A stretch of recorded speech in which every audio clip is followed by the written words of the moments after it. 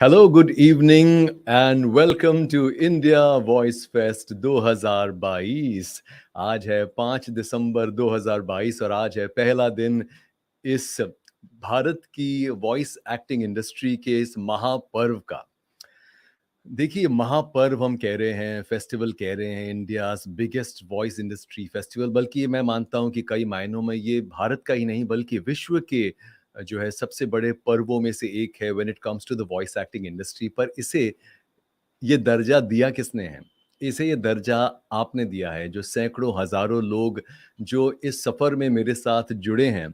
कुछ दिन पहले मैंने एक पोस्ट डाली थी आई थिंक इंस्टाग्राम पर कि अकेला ही चला था जानिबे मंजिल मगर लोग मिलते गए और कारवां बनता गया। तो आई थिंक ये मैंने बहुत दिल से ये बात कही थी क्योंकि कई साल पहले जब इंडिया वॉइस फेस्ट की नींव रखी गई थी मेरे दिल के एक कोने में, और जब हमने इस कार्यक्रम की शुरुआत करने की कोशिश की थी, तब मैं नहीं जानता था कि क्या एक भी शख्स इस कार्यक्रम में हमारे साथ जुड़ेगा। क्या इस विजन, इस सपने को साकार करने में एक इंसान भी साथ देगा। और कहते ना, जब ऊपर वाला देता है तो छप्पर फाड़ के देता है। एक नहीं, 10 नहीं, 100 नहीं, हज़ारों लोग इस मुहिम में, इस प्लेटफ़ॉर्म को बनाने में जुड़ गए और आज इंडिया वॉइस फेस्ट मेरा नहीं रहा। आज इंडिया वॉइस फेस्ट हम सबका हो गया है, आपका हो गया है, आपका हो गया है। देश के छोटे-छोटे शहरों, कस्बों में रहने वाले लोगों का हो गया है, जिन्हें इस कला में रुचि है, जिन्हें वॉइस एक्टिंग से मोहब्बत है, जो voice over artist, dubbing artist से मोहब्बत करते हैं, जिन्होंने हमें इतना प्यार दिया, इतना सराहा कि आज ये कार्यक्रम साल दर साल बड़ा होते जा रहा है। पर एट द सेम टाइम ये उतना ही छोटा है जितना तब था जब हमने इसकी शुरुआत की थी।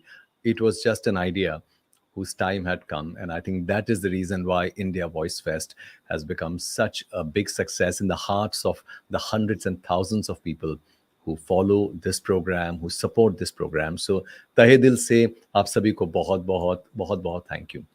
आप में से जो लोग मुझे यानी दर्पण को जानते हैं, आप जानते हैं कि आई like to say my thank yous in the beginning and not in the end. तो अंत में धन्यवाद देना मुझे पसंद नहीं है क्योंकि मुझे ऐसा लगता है कि कहीं ना कहीं उसकी वैल्यू कम हो जाती है। तो आज इंडिया वॉइस फेस्ट 2022 हमारे इस कार्यक्रम के 5वें संस्करण में, the 5th edition of India voice fest, which started in 2018 as with a dream to bring all stakeholders of the voice industry together, which began with voiceover artists and dubbing artists, and today has in its fold sound engineers, translators, dubbing directors, audio producers, podcasters, studio owners, everyone and anyone who loves the craft of voice acting। तो इस पूरे platform में जिन लोगों का साथ रहा है, जिन लोगों का सहयोग रहा है, जिनका प्यार रहा है, उनका अगर नाम लेने जाऊं तो आई थिंक बहुत वक्त लग जाएगा। पर सबका नाम ना लेते हुए, you know who you are, आप जानते हैं। अगर आपने इंडिया वॉइस फेस्ट को प्यार किया है, अगर आपने मुझसे मोहब्बत की है, मेरी टीम को इतना प्यार दिया है, तो आप सबको बहुत बहुत धन्यवाद।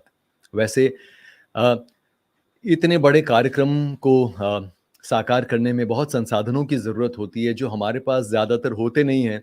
पर जो संसाधनों की या रिसोर्सेज की कमी होती है उसे हम पूरा करते हैं अपने जज्बे से, अपने दृढ़ संकल्प से, अपनी टेनेसिटी से, अपने परसिवियरेंस से। हमने महीनों से दिन रात इस कार्यक्रम को साकार करने के लिए मेहनत की है और आज हम आपके सामने हैं। आज पहला दिन है और ये साल बहुत ख़ास है क्योंकि आप सब जानते हैं कि इस साल आवाज़ें फिर मिलेंगी। 3 सालों के बाद इस बार इंडिया वॉइस फेस्ट 2022 में सैकड़ों इंडस्ट्री के लोग एक साथ आकर मिलेंगे, रूबरू होंगे, गले मिलेंगे, हाथ मिलाएंगे। और मेरी तो ये इच्छा है कि जितने सैकड़ों लोग इस बार आएंगे रंग शारदा में 11 तारीख को, आप में से हर एक से मैं गले मिलूं, हर एक से हाथ मिलाऊं और हर एक को थैंक यू बोलूं। पर इस वक़्त एक सबसे बड़ा थैंक यू जाता है मेरी टीम को, क्योंकि उनके बिना ये कार्यक्रम होना संभव नहीं है। मैं ज़रूर इस कार्यक्रम का चेहरा हूँ, बट इस चेहरे के पीछे जो पूरी फ़ौज है, ये फ़ौज बहुत ज़्यादा लोगों की नहीं है, पर हम बहुत कम लोग मिलकर इस कार्यक्रम को साकार करने की कोशिश करते हैं, और मेरी टीम का बहुत-बहुत शुक्रिया अदा करूँगा, और साथ ही शुगर मीडियाज़ के परिवार वाले जो हमारे साथ औपचारिक तौर पर जुड़े नहीं हैं, पर जिन्हें हमारे साथ जोड़ता है सिर्फ़ प्रेम का बंधन, and the only bond that ties us together is the bond of love. So to all my Sugar Media's family members who always come up and who always join forces in helping us bring this event to life, thank you so much. And another big thank you is to the sponsors, to the partners, to the people who support us with resources and with their love. A big thank you obviously goes out first and foremost uh, to Sound and Vision Studios, one of India's premier leading content localization company. In fact, not just one of India's premier, I think they have been the pioneer. Uh, उनके साथ मैंने अपने career की शुरुआत की थी, तो आप समझ सकते हैं कि उनका महत्व मेरी ज़िंदगी में और इस इंडस्ट्री की ज़िंदगी में और इस इंडस्ट्री में कितना है। स्वर्गीय लीला घोष जी, जिनकी जिनकी लीडरशिप में ये कंपनी शुरू हुई, आज उनकी सुपुत्री the very dynamic, charismatic Mona Shetty is taking this company to heights that one could have never imagined. And Mona has always been very supportive of India Voice Fest, of every endeavor that I have undertaken, purely because of her faith in what I do, in what my team does, and the honesty with which we try to embark upon these initiatives. Thank you, Mona. And I would also like to thank Rajshri Sharma from Audio Magic. Rajshri, like I've always said, is like one of those silent supporters. She's a pillar of strength. We never talk, we hardly talk, but she just tells me one thing: whatever you do, I'm always with you. And for the last few years, Audio Magic has been staunchly with us, with India Voice Fest in every way possible. And I thank you, Rajshri, Tarun, and your team. स्वर्गीय BN Sharma ji, उनका आशीर्वाद बहुत है audio magic की team पर, हम सब पर. Thank you everyone, thank you all of you for always supporting India voice fest. And उसके अलावा इंडस्ट्री के जितने भी दोस्त हैं, जो बड़े दिग्गज कलाकार हैं, इतने बड़े-बड़े नाम हैं, इनके नाम मैं नहीं इसलिए नहीं ले रहा हूँ क्योंकि मैं किसी का नाम छूट ना जाए और कोई बुरा ना मान जाए. पर I want to thank each one of you who have always been by my side. Thank you so much. हमारे जो सपोर्टर्स हैं, सी शार्प रिकॉर्डिंग स्टूडियो, बहुत प्यारे लोग हैं. पुणे में उनका स्टूडियो था, बम्बई में भी उन्होंने एक स्टूडियो, मुंबई में एक स्टूडियो शुरू किया है. C sharp recording studio, please follow them. उनका बहुत-बहुत धन्यवाद. इस बार नए हमसे जुड़े हैं दी आर्क ऑडियो, नासिक के ये स्टूडियो हैं, और विपुल पाठक आई थिंक इसे चलाते हैं. और Vipul and the arc audio, thank you so much for supporting India voice fest. One of my very dear friends, Ronnie Govias, जो इस इंडस्ट्री के नहीं हैं, who runs Skylink Freight and Forwarders, one of India's largest freight forwarding companies. He's always given his love, supported India Voice Fest. Thank you, Ronnie. And I think ये जो thank you की फहरिस्त है, thank you की list है, बहुत लंबी है. मेरे परिवार का नाम इसलिए नहीं ले रहा हूँ क्योंकि उनका नाम तो मेरे दिल में है, और उनके सपोर्ट के बिना, उनके प्यार के बिना एक कदम भी उठाना मेरे लिए नामुमकिन सा है. सो थैंक यू. और वो बड़े प्राइवेट किस्म के लोग हैं, और वो जानते हैं कि मेरे दिल में उनके लिए प्यार है. So they don't really require me to say it on a public forum. Thank you so much. And yeah I guess I am sure मैं कई नाम भूल गया हूँ, बट मैं बहुत नर्वस हूँ इस वक्त क्योंकि बड़े अरसे बाद में हम ये कर रहे हैं. और आज का ये दिन बड़ा अहम इसलिए भी है क्योंकि आज से ठीक एक साल पहले 2021 5 दिसंबर को भी मैं आपके सामने इसी तरह आया था. और आप में से कई लोग जानते हैं कि उस वक्त मेरी ये बुलंद आवाज़ मेरे साथ नहीं थी. और I think many of you know that I suffered a major vocal health issue last year. और बल्कि इंडिया वॉइस फेस्ट से कई दिन पहले मुझे बताया गया था कि I have a major vocal health issue and I need to get a surgery done on my vocal cords, which was very risky, very fragile, and the doctor had suggested that I cancel the event and I go in for a surgery. But I was very, very clear that nothing will come between the event. And मैंने पूरी शिद्दत से कोशिश की कि इस कार्यक्रम को पूरा करूं, और कार्यक्रम पूरा होने के अगले ही दिन मुझे अस्पताल में भर्ती किया गया, और उसके 2 दिन बाद मेरी सर्जरी हुई. और आप सबकी दुआओं और प्यार की वजह से आज मेरी वही आवाज़ फिर से मेरे साथ है, and all is well and God has been very kind. So that's again one reason why this year is very special, क्योंकि इस साल मैं अपनी उसी आवाज़ के साथ आपके सामने हूँ और आपको बोर करने आया हूँ और आपको पका रहा हूँ। पर बहुत जल्दी ये ख़त्म हो जाएगा, घबराइए मत। तकलीफ़ ज़्यादा टाइम रहती नहीं है और मेरा ये भाषण भी ज़्यादा टाइम नहीं रहेगा। वैसे हम 11 तारीख को फिर मिलेंगे। आई होप आप में से कई लोग 11 तारीख को रंग शारदा ऑडिटोरियम में ग्रैंड फिनाले के लिए आ रहे हैं। तब आपको फिर से ये भाषण सुनना पड़ेगा, पर संक्षेप में, ब्रीफ में, ज़्यादा वक़्त नहीं लूँगा। उस दिन हमारे पास टाइम है भी नहीं, क्योंकि बहुत कुछ है करने को और बहुत कम टाइम है। सो इस वक़्त और आप में से कई लोग, सैकड़ों लोग जुड़ चुके हैं फ़ेसबुक पर, यूट्यूब पर। सो मैं एक बात, आई थिंक आखिर में मैं एक बात ज़रूर कहना चाहूँगा कि हमने कुछ दिन पहले एक डिसीज़न लिया कि हम इस ऑनलाइन इवेंट, जो ऑनलाइन सेशंस हैं 6 दिन, हम इन्हें ज़ूम पर नहीं कंडक्ट करेंगे, बल्कि इन्हें हम फ़ेसबुक और यूट्यूब पर लाइव स्ट्रीम करेंगे। ये डिसीज़न मैंने लिया है और इस डिसीज़न का की पूरी ज़िम्मेदारी मुझ पर है।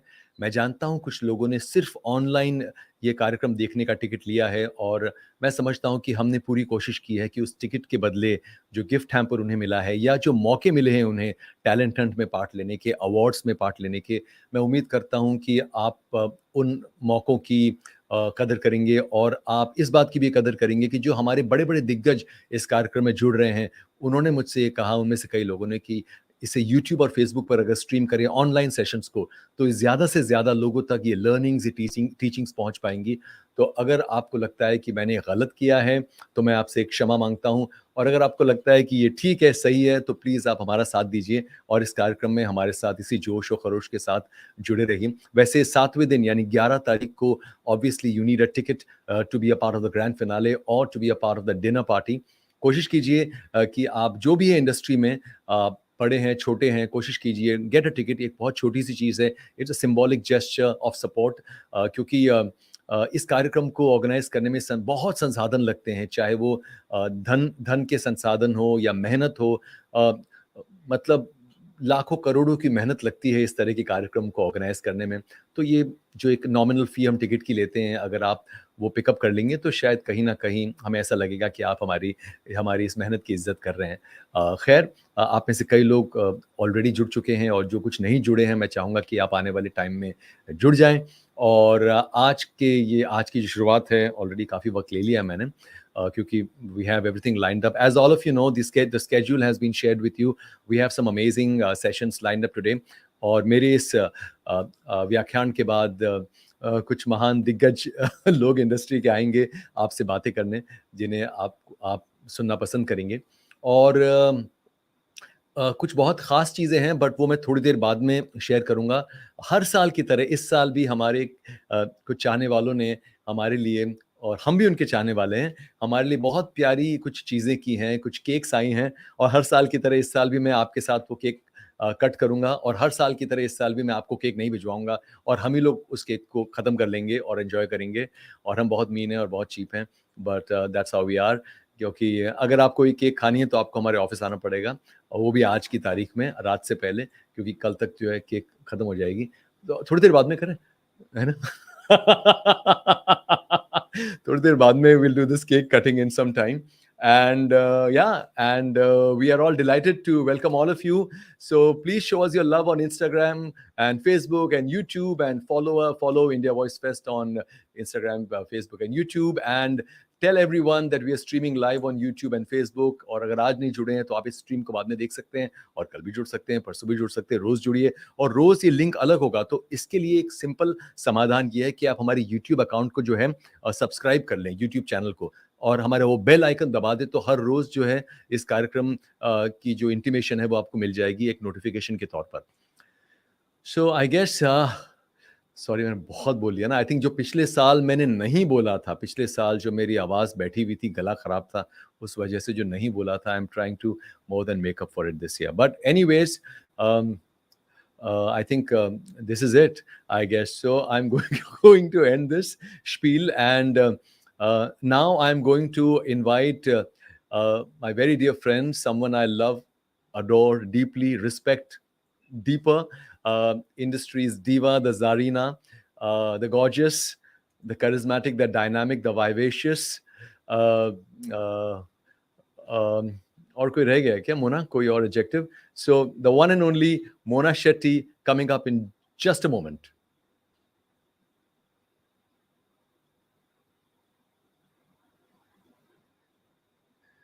अरे स्वीपर डाल.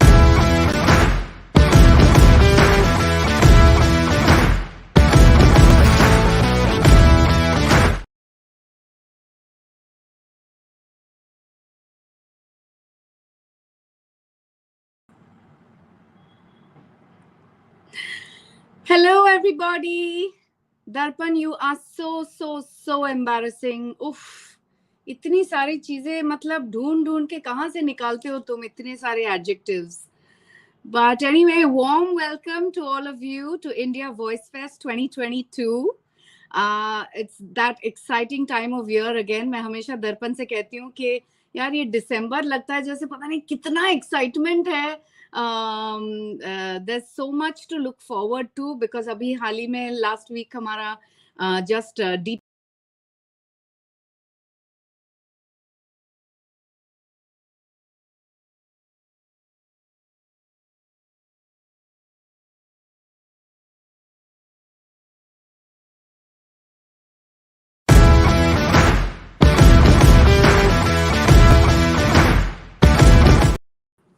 Hey, I don't know why I got logged out. So anyway, I'll continue. Yeah, like I was saying, this is a great time of year. DPL just got over and now we are on to India Voice Fest. This is going to be a fun week. And it just, India Voice Fest, Darpan never ceases to amaze me. It just gets bigger, it gets better, it gets larger. And it gets way more exciting each and every time. I don't know how you guys do it. So kudos to the Sugar Mediaz team, Darpan, Kiran, your entire team. Big shout out to your IT team for making this so seamless and so fantastic. And putting this live on Facebook and YouTube for millions to see. That is fantastic. I love the fact that we're doing this for the industry. I love to be a part of it. I'm just really happy to be here. But I think the funnest part is कि इस बार आवाजें फिर मिलेंगी. So that's a great slogan or a tagline that Darpan and team have come up with. I think it's fantastic, especially because इस बार वाकई आवाजें फिर मिलेंगी. After 3 years, we're going to see each other finally at the finale at the India Voice Awards on Sunday, the 11th of December at Rang Sharda. I hope you're going to be there at 4 p.m. And I'm really excited. I'm really looking forward to seeing you. लेकिन दर्पण ने बहुत tension दे रखा है मुझे ये बोल के कि अपना रेड कार्पेट लुक प्लीज एकदम you please work on your red carpet look एकदम मतलब कुछ अमेजिंग कुछ करके आना. And I don't know how to do that. इतना स्ट्रेस के बाद तो बिल्कुल ही कुछ नहीं सूझ रहा. So if you guys have any ideas, please, send me some nice ideas on social media. I'll be happy to take a look at those. And I really need some inputs. But you guys have fun. And I'm looking forward to see everybody's red carpet look, especially you, Darpan. हाँ, मुझे देखना है इतना सबको stress देने के बाद तुम क्या पहन के आने वाले हो. तो I'm really looking forward to this. I really, the lineup is fantastic. I'm looking forward to being part of quite a few of the sessions. And of course, being there on Sunday. So all the best, India Voice Fest. All the best, Darpan and the Sugar Mediaz team, Kiran, all of you. I hope we have a fantastic time. And thank you to all the viewers for being with us, for supporting us, and just for being there. All the best. See you all soon.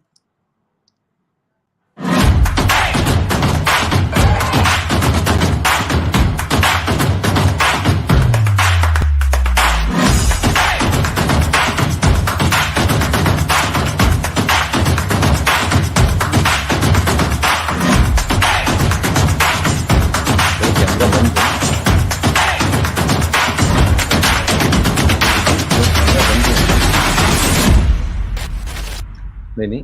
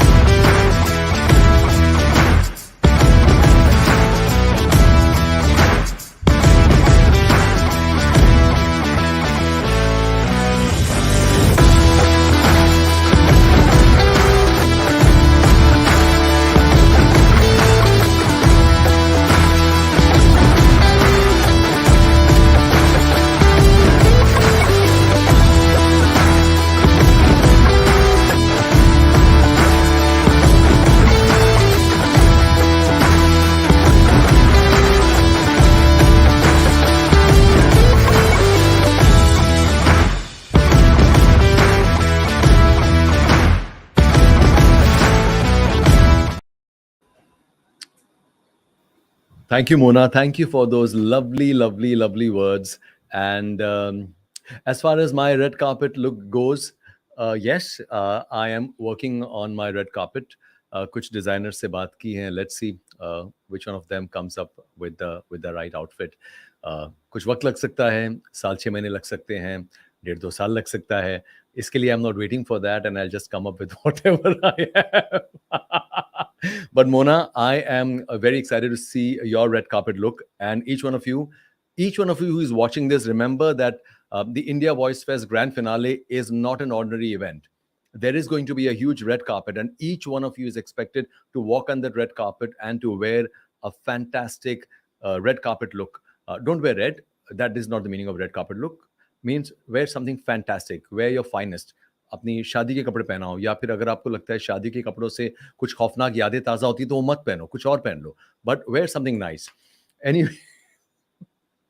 Anyways, thank you, Mona. And now I'm going to invite my dear friend and the charming, the cutest, the ever smiling, doston ki dost, the one and the only Rajashri Sharma from Audio Magic to share her thoughts on this edition of India Voice Fest.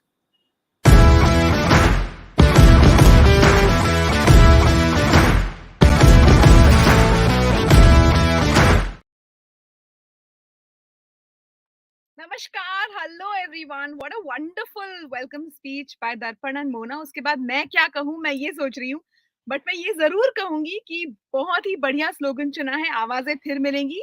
जैसे मोना ने rightly कहा कि हम 2 साल बाद फिर एक दूसरे से दोबारा मिलेंगे ऑफलाइन, तो इसकी तो बहुत ज्यादा एक्साइटमेंट है.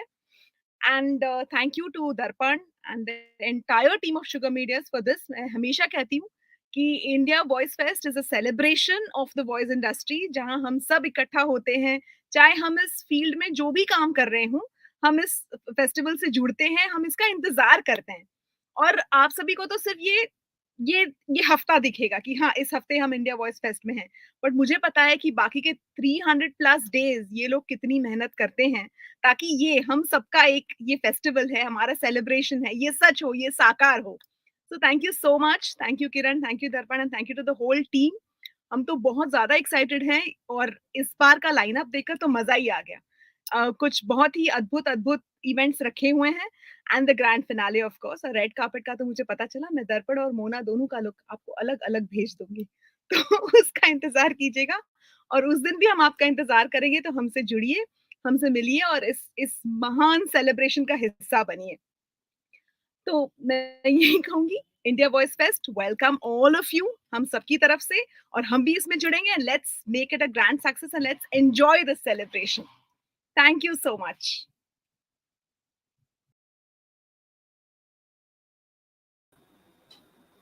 Thank you, Rajashri. Thank you so much. And once again, everyone, welcome to India Voice Fest 2022. Rajashri, thank you for those very sweet words of love and for India Voice Fest. And all of us are looking forward to listen to a lot from you in the coming days during these sessions that we have. And obviously, I'm looking forward to see you on the 11th of December at the grand finale at Rangshad Auditorium, Bandra. Okay, so now I'm going to call on the screen, invite Vipul Pathak from the ARC Audio. Can we have Vipul on the screen, please? Hi, Vipul, how are you?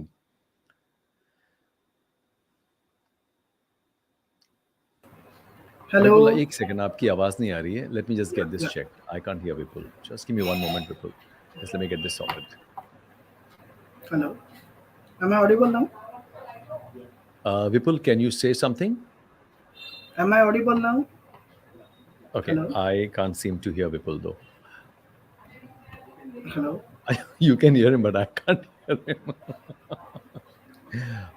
Just one Hello? moment, Vipul. Sorry, there's something, day one hai, so I think these things are no problem. absolutely normal for it to happen. So, okay, let me do one thing, Vipul. मैं जुगाड़ use करता हूँ. And can you hear me now? I can hear you. Am I audible now? Hello. Okay, Vipul, thank you for joining us, and Vipul, thank you for supporting India Voice Fest this year. आप सबको बता दूं कि Vipul runs the ARC Audio, which is Nasik's first 5.1 recording studio, and Vipul has done his audio engineering, sound engineering from A.R. Rahman's KM Conservatory, Chennai, if I'm not wrong, Vipul. Yeah. And जिंदगी में खुशी ही सब कुछ नहीं होती है, इसलिए विपुल ने हाल ही में शादी कर ली है. So Vipul, would you want to say something about India Voice Fest and your association, please?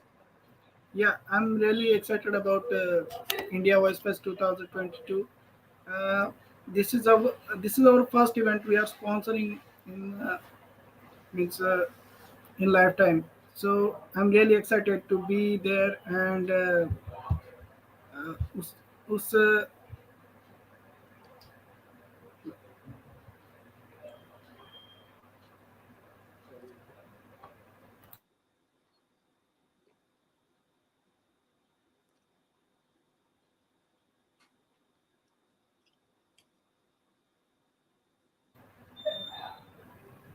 Okay, thank you, Vipul. Thank you. Sorry, I think there's something with the audio, but it's lovely, Vipul, and I'm looking forward to see you on the 11th. 11 तारीख को जरूर मुलाकात होगी, क्योंकि 11 तारीख को आवाजें फिर मिलेंगी. So Vipul, आपसे मुलाकात होगी 11 तारीख को, and thank you for joining us, and thank you for being a part of India Voice Fest 2022.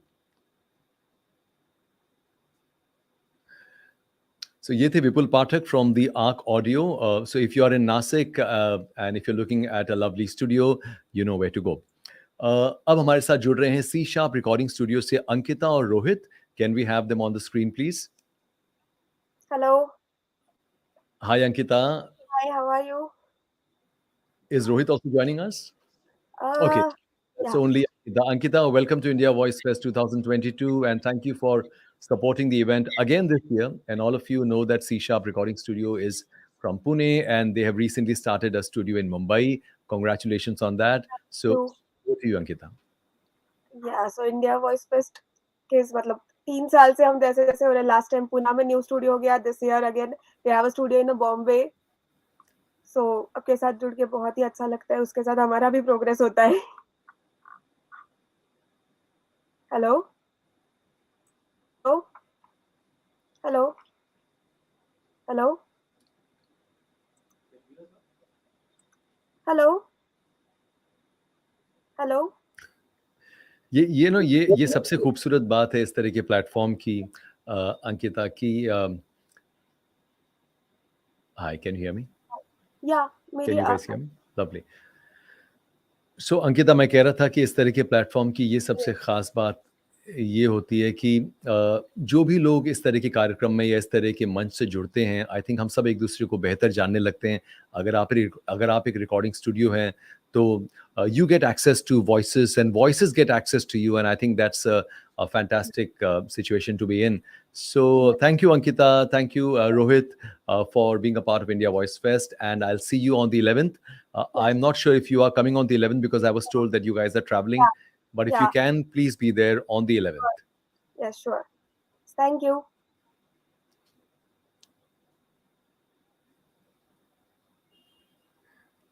Okay, so lovely. So अब हम आगे बढ़ने के पहले लेते हैं एक छोटा सा ब्रेक और कुछ प्रोमो वगैरह देखते हैं, and then we're coming back with something very exciting. So hang in there.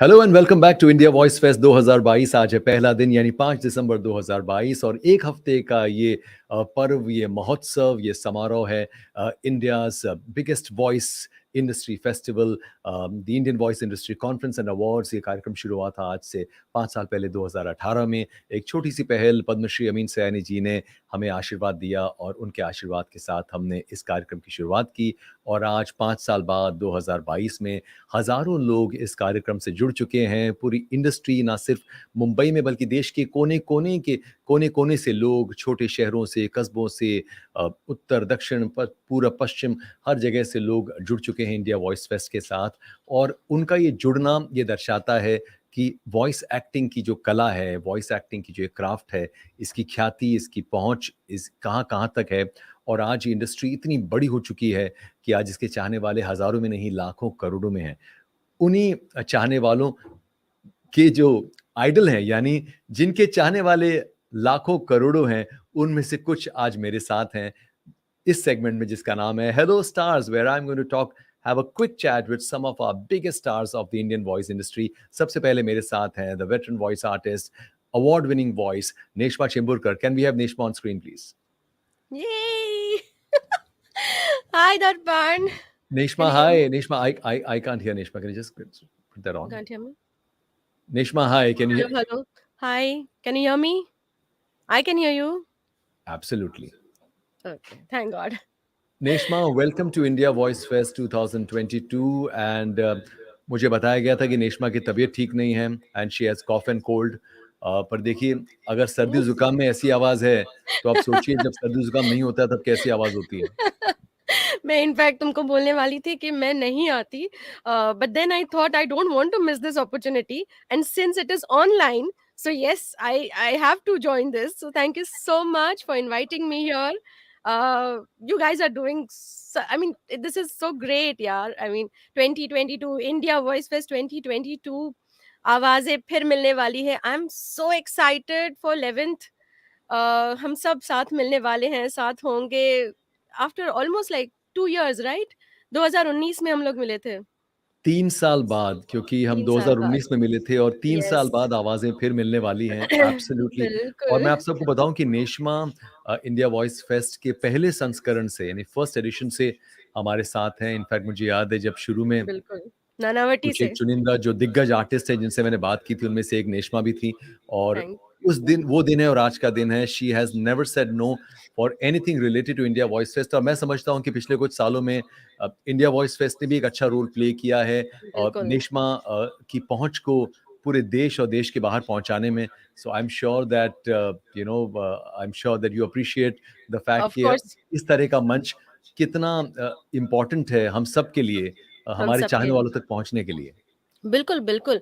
मैंने आई थिंक लास्ट टाइम जब कैरेक्टर वॉइसिंग के ऊपर हम जब एक सेशन था जिसमें मैं और विनोद सर थे, विनोद कुलकर्णी जी, तभी मैंने कहा था कि thanks to India voice fest की हमारी आवाज़ को एक चेहरा दे दिया है। आज सब लोग जानने लगे हैं कि who is the voice behind, voice of black window या चीची या व्हाटएवर, जो भी फेमस कैरेक्टर्स जो मैंने प्ले किए हैं. So yes, all thanks to India voice fest.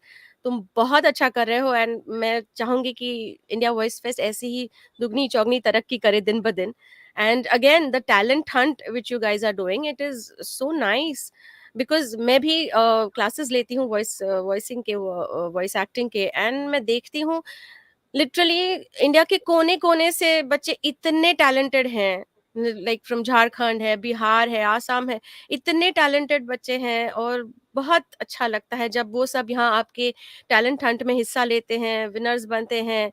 You know, you guys are doing great. I'm totally at loss of words, but great, Darpan and Kiran and whole entire like Sugar Mediaz team. Love you guys. मतलब thank you Neshma. बहुत but I अच्छा think कर. I very strongly believe that it is all of us. I think ये हम कुछ लोगों की बात नहीं है, सारे लोग जो जुड़े हैं, including you obviously, who has been This such a is the staunch supporter. only this is the only festival, I mean, jo after again like DPL hua, it's the dubbing premier league and India voice fest, हम हमेशा दिसंबर की राह देखते हैं, दिसंबर धमाका जो है, जो DPL से स्टार्ट हुआ, अभी आपका इंडिया वॉइस फेस्ट है, फिर हम भी हमारे जो समा करके समा ऑडियो प्लेज हैं, audio dramas, we are going to go live on stage, मतलब audio dramas on stage in Delhi on the how 20th amazing. of, yes, this is the first time it's happening, me and Saptrishi Ghosh, हमारा जो समा करके जो हमारी team है, with all the students, and we are going to give a live performance of audio dramas, आवाज के जरिए मैजिक दिखाने वाले हैं on stage in Delhi, so it's ये how lovely Neshma. December my धमाकेदार बेस्ट होने वाला विशेस। है। अगर आप लोग Thank दिल्ली you. में हैं तो प्लीज ये जो इवेंट है जिसके बारे में नेश्मा बता रही हैं, जरूर जाइएगा, because if she is a part of something, I can assure you that it will be fantastic. Online भी देख सकते हैं। अरे शाबाश। यस। मैं क्वाइट नेश्मा, इंस्पायर्ड सिंस हूँ you R India also voice fest से। since you're also a very popular trainer, but I'm sure इतने सैकड़ों हजारों लोग इस कार्यक्रम को देखने वाले हैं। अगर मैं आपसे पूछूं, आपकी टॉप फ्यू टिप्स क्या होंगी उन लोगों के लिए जो इस काम में आना चाहते हैं, इस कला को सीखना चाहते हैं, या इस प्रोफेशन में आना चाहते हैं? What would be your tip और your advice to youngsters coming into this industry? सबसे पहले तो पेशेंस रखो भाई, ऐसे मत समझो कि मुंबई आते ही आप स्टार बन जाओगे, नहीं, हैव लॉट्स ऑफ पेशेंस, हमें भी बहुत साल लगे हैं, वी स्टार्टेड फ्रॉम क्राउड, फिर छोटे छोटे कैरेक्टर्स, फिर ये, so please have patience and have self confidence. ऐसा नहीं कि 2-4 महीने काम नहीं मिला तो बस नहीं, मैं थक गई या मैं थक गया, अभी आगे कुछ नहीं हो सकता, अब डिमोटिवेट मत होना, कीप योर स्पिरिट्स हाई, आज नहीं तो कल, ये हमारी इंडस्ट्री ऐसी है कि आज काम है कल नहीं है, but you have to keep going, you have to be strong, so patience is very very important, अपने टैलेंट पे भरोसा, सेल्फ कॉन्फिडेंस, ओवर कॉन्फिडेंट नहीं।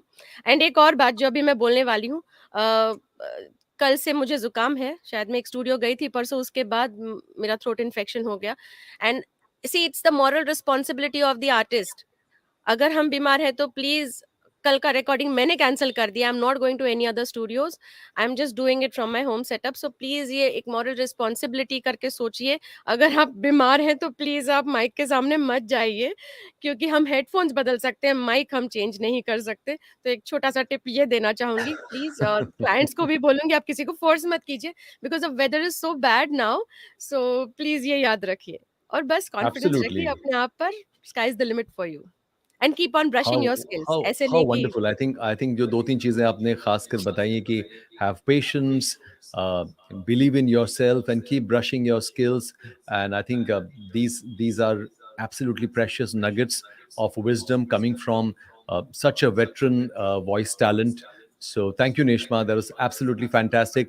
Thank you for joining us at such a short notice for such a quick chat, and I'm going to see you on the 11th at the grand yes, finale. absolutely, I'm so excited and I'm happy कि मैं अभी बीमार पड़ी तब नहीं पढ़ूंगी। अभी तब मैं तक ठीक हो ठीक हो जाओगे जाऊंगी, यार। एग्जैक्टली। चलो bye and see you all, alright and Neshma, bye मिलते हैं, bye. Bye bye, bye. Take care. हाँ जी, अब हमारे साथ जुड़ रही हैं एक और दिग्गज कलाकार। लाखों चाहने वाले हैं इनके, और इनकी अदा की तो क्या बात करें। और मैं और ज्यादा बात नहीं करता हूं, मिला ही देते हैं आपको मेघना इरंडे से। Hi! मेघना, हाय। मेघना is Can like you hear me? जिसे बोलते हैं ना, मेघना is vitamin E. What is E in this? मेघना is vitamin energy. I don't remember Oh, I thought ever having spoken it. to Meghna and not felt energized after talking to her. Oh my God, I am so excited. I am so excited. India Voice Fest. And that too, also, I'm meeting you on very first day. So, Darpanji, I want to tell you something. Okay. हाँ So, मेघना you ji, know what बताइए ना मेघना happened? Ji. You know what happened? My mom is, she can see the difference in me. Okay. कि अरे तुम इतना क्यों उछल रहे हो, एवढी का उत्साही आहेस तू, what's with you, like, then I told her, I, this is very first day of India Voice Fest. Okay, so she said ki fest म्हणजे festival का? So I said, yeah, and it's a festival, and we can actually, then I thought about it, we can relate to our festivals as voice festivals, because see, House. Diwali, so light and sound has a very unique connection. So as we celebrate Diwali, we are celebrating India Voice Fest. Then Holi, it's like 7 colors, and we celebrate 7 sur, 7 sounds. Okay, so it's again a holy for us. Like, then Thanksgiving, we pay gratitude. So we pay gratitude to our directors, our writers, our elders, our technicians. So it's a Thanksgiving for us. Then I told my mom that it's Dasera for us because there's something like beginning of something new, and there are a lot of newcomers are coming. There are a lot of avenues, master classes. So new artists are like, it's a beginning for them. Okay, so it's Dasera for us, and we can refer this to Christmas because you give us, Sugar Media gives us lot of goodies and gifts. So Santa Claus is also here, Darpan ji. That's you are. So, you keep on I'll tell pampering you us something. with your I'll tell you kind something. words. मैं Santa Claus हूँ, मगर किस तरह से हूँ? I am the Santa Claus for the thousands of fans of voice actors like you, और मैं वो Santa Claus हूँ जो अपनी झोली में आप जैसे जो हमारे दिग्गज कलाकार हैं उनको लेकर आता हूँ इंडिया वॉइस फेस्ट में, रिक्वेस्ट करके, और जो हजारों लाखों चाहने वाले हैं वो आपसे सीखते हैं और उनको आपसे मिलने का मौका मिलेगा इस बार तो. So I think in that context I am a Santa Claus, but that's about it. Absolutely. But it's an You are the honor. gift. It's an If I'm honor a to Santa be Claus, then here. you guys are the gift. You made my day. And seriously, I mean, the title, you said stars. No, we are not stars yet. I mean, I feel that every day is a learning process. Every day we give auditions. So, guys out there, if you think we are stars, no, we have a competition with ourselves. I have to prove that I can do छोटा बच्चू at the same time, और मैं granny भी कर सकती हूँ. So मुझे ऐसे लगता है कि you have to improve every day. So you can't be a star. So मुझे लगता है कि you need to be How grounded, wonderful. very grounded, because I think we are evolving, we are growing, and with India Voice Fest, I think there is a lot of unity. We are coming together, and Sugar Mediaz and Darpan ji, Kiran ji, for that matter, हम लोग सबको साथ लेके चल रहे हैं. That is so nice कि मतलब अगर ग्रो हो रहा है तो कोई एक नहीं हो रहा, पूरी इंडस्ट्री हो रही है. And we all are like so excited कि okay this is that year, मतलब time of the year where everybody is together, something new is happening, and it's not easy at all. It's a huge thing because every day you're giving us something new, and you're not even repeating whatever happened last year or maybe before that. You're creating something new every time, and it's a lot of information that we are getting about voice industry. And I think because of this, I think it's a milestone, India Voice Fest, and the tag which you've given, आवाजें फिर मिलेंगे. So ये आवाजें नई भी है, पुरानी भी है. So आवाजें मिल रही है. ये किसकी आवाज है पता नहीं, पर ये आवाजें मिल रही है. It's such a lovely feeling, and I think it says it all. Absolutely, absolutely. How sweet, मेघना. बिल्कुल आवाज़ें मिल रही हैं, नई पुरानी सारी आवाज़ें मिल रही हैं, एंड हम सब साथ हैं. I think that is exactly Y इस तरह का एक कार्यक्रम इतना सफल हुआ है, और आने वाले समय में भी I hope all of us remain Yes. together in trying to further awareness about this craft and celebrate this craft. And Meghna, thank you so much for joining again at such a short notice, and you're Yay! such a rock star, Meghna. I'm sure people are going to see a lot more of you at the grand finale, but we'll talk about that later. Absolutely. Yeah, But and there for are going to now, be so many new entries. I'm excited for that. yes, of course, of course. Thank you, Meghna. Thank you for joining. I'll see you later. Bye-bye. Okay, so that was the vivacious Meghna. You know, she's like 1000 watt की का power है उनके अंदर to just energise you. और अब जो हमारे साथ जुड़ रहे हैं वो once again, you know, that's why this segment is called hello stars, क्योंकि एक से बढ़कर एक सितारे हैं, एक से बढ़कर एक ऐसे सितारे हैं जिनके लाखों करोड़ों चाहने वाले हैं, और ये मेरी बहुत खुशकिस्मती है कि मैं उन्हें अपना दोस्त कह सकता हूँ. अगले शख्स जो जुड़ रहे हैं उनके बारे में मैं क्या ही बताऊं, द वन एंड ओनली संकेत मात्रे. Hi Darpan, how are you? Sanket, hi. कैसे always, हैं? always, always such a pleasure. Sanket is Absolutely. like Sanket or India Voice Fest मतलब कोई जुदा नहीं कर सकता इन दो नामों को. So Sanket, thank you so much for joining, and please say something, because you I think इतने सारे लोग जुड़े हुए हैं और ये थोड़ा जी सरप्राइज एलिमेंट टाइप का था. हमने इस बारे में ज्यादा जी बात नहीं जी की थी. मैंने जी सोचा जो लोग आज जुड़ेंगे उन्हें ये गिफ्ट मिलेगी कि ये कुछ बड़े बड़े दिग्गज कलाकार हमारे साथ जुड़ेंगे आज. Sanket, thank you for being here at such a short नहीं नोटिस, नहीं, सबसे एंड पहले तो what would you thank like to you say? So much. Thank you so much, and thank you so much to your entire team. Thank you so much to all the sponsors to make an event of this scale possible. हर साल आप जो भी मुश्किलें आती हैं उसके बावजूद ये इवेंट पुल ऑफ करते हैं, and you pull it off grander and grander each year. और इस साल भी फाइनली 2 साल के बाद 3 साल के बाद हम सब मुलाकात करने वाले हैं एक दूसरे से. It's my absolute privilege and an honor to be here on the first day, to be able to speak with you, to be able to speak with everybody else who's here on this platform, who's watching it live now with YouTube, on Facebook. आप सभी का तहे दिल से शुक्रिया कि आप इस अमेजिंग फेस्टिवल का एक हिस्सा हैं, आपने इसे सपोर्ट दिया है. It's a one of a kind event, और जो जो लोग 11 तारीख को आ रहे हैं वो तो ये महसूस करेंगे जो मैं कहने वाला हूं. बट जो नहीं आ रहे हैं, please if you can try and be there. किसी एक कमरे में जब आप बैठते हैं जहां आपकी पूरी इंडस्ट्री है, उस एक कमरे में जहां आपके सीनियर्स हैं जिन्हें देखकर आप इस क्राफ्ट में आए थे, जहां आपके जूनियर्स हैं जो आपसे कभी सलाह मशवरा करते हैं, जहां इन सारे आर्टिस्ट के फैंस हैं, ये सारे लोग जब एक कमरे में, एक ऑडिटोरियम में होते हैं, तो the energy, the vibe that is there in that auditorium is indescribable. We all been missing it for the past 2 years, और मुझे बेहद खुशी है कि इस साल हम एक दूसरे को मिलेंगे लाइव, एक दूसरे को देखेंगे, उस कमरे में बैठकर उस वाइब को, उस एनर्जी को फील करने का फिर से मौका मिलेगा. So please, if you not be bought out a ticket to come down on the 11th, please do so. आइए और just feel what I'm trying to explain to you. Sit down in that room. The entire energy of the voice industry exists in that one auditorium, and it's a wonderful feeling. So बहुत बहुत शुक्रिया दर्पण और पूरी team का, सारे All sponsors right, का, सभी का, सपोर्टर्स का, कि हमें साल में एक बार सुपरस्टार बनने का ये जो आप सुनहरा मौका देते हैं. I think आप ये थोड़ा सा मैं इसको रिफ्रेश करूंगा. You are a superstar. This is just one opportunity that we get. In fact, इस पूरे मंच की, इस पूरे मूवमेंट की, इस प्लेटफॉर्म की शुरुआत इसी एक इसका जर्म जो था वो यही था.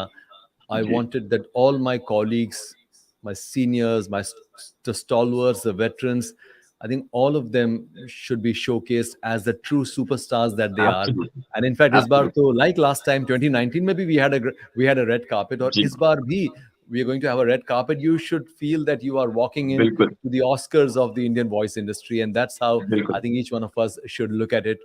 And thank you, Sanket. Your Thank you so love, much, your Darpan. support is absolutely precious. A And pleasure. thank you for joining in today. And I'm looking forward, all of us are looking forward to see you on the 11th at the grand finale. Absolutely. I shall be there. I hope to see all of you there. Thank you so much, Darpan. Thanks a lot. Thank you, Sanket. Bye-bye. Bye-bye. Bye-bye. Okay, और कहते हैं ना कि you saving the best for the last. Actually ये कहावत यहाँ नहीं बैठती है सही, क्योंकि each one of these stars has been the absolute best.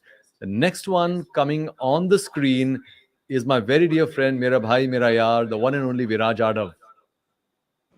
Hi. Viraj. Hello, Mr. Mehta. Hi, everyone. Yadav साहेब, कसं काय? एकदम चालते मजेत, तरी काय? मजामा, जलसा, all good. कसं काय मंडळी? एकदम मस्त. विराज के लिए मराठी वाला पहले प्रोग्राम आता ना, आपण याला पाहिलत का?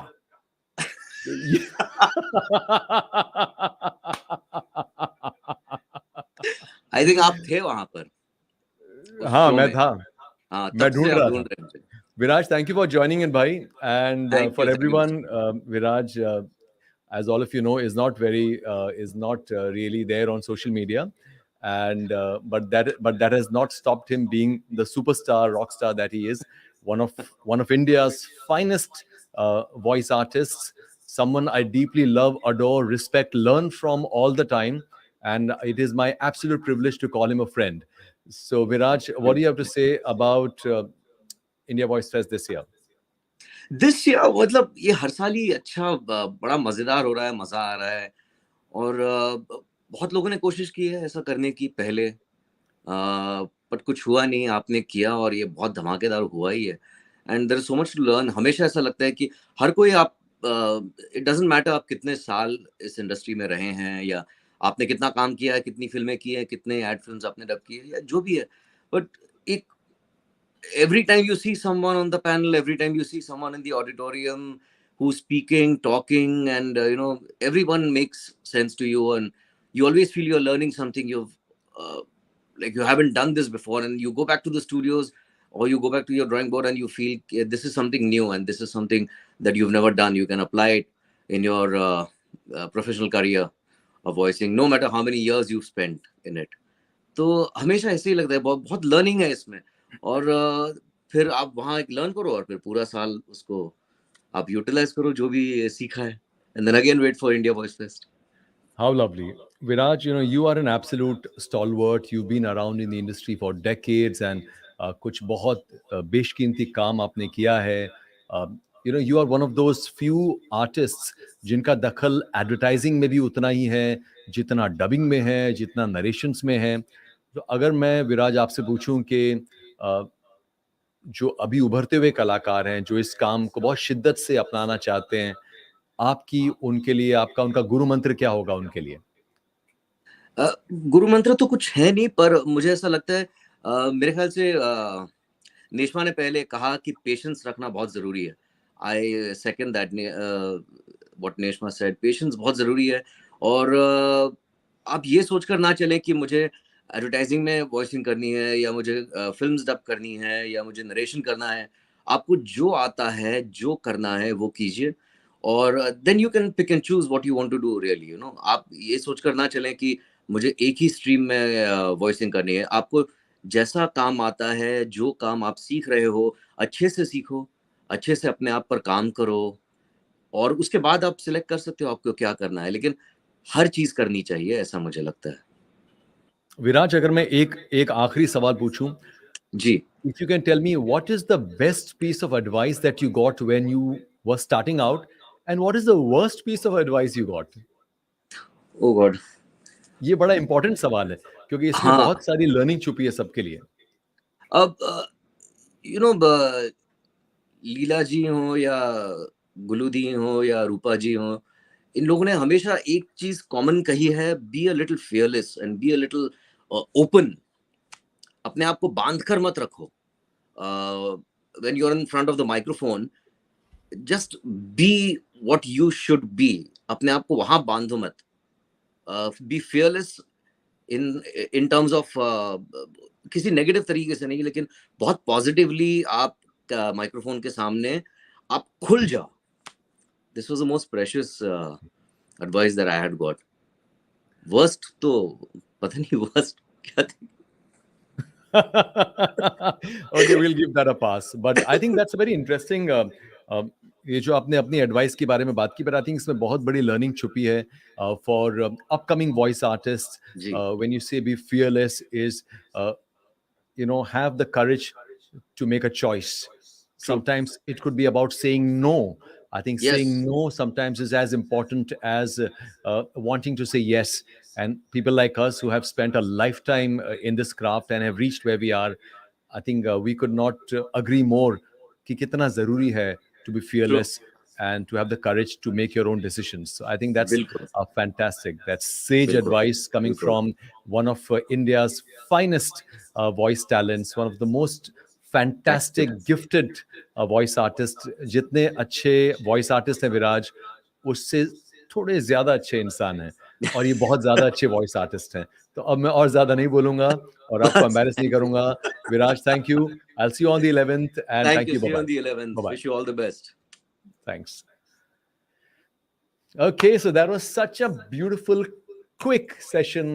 Hello, stars, where we got to say hello to some of these fantastic stars.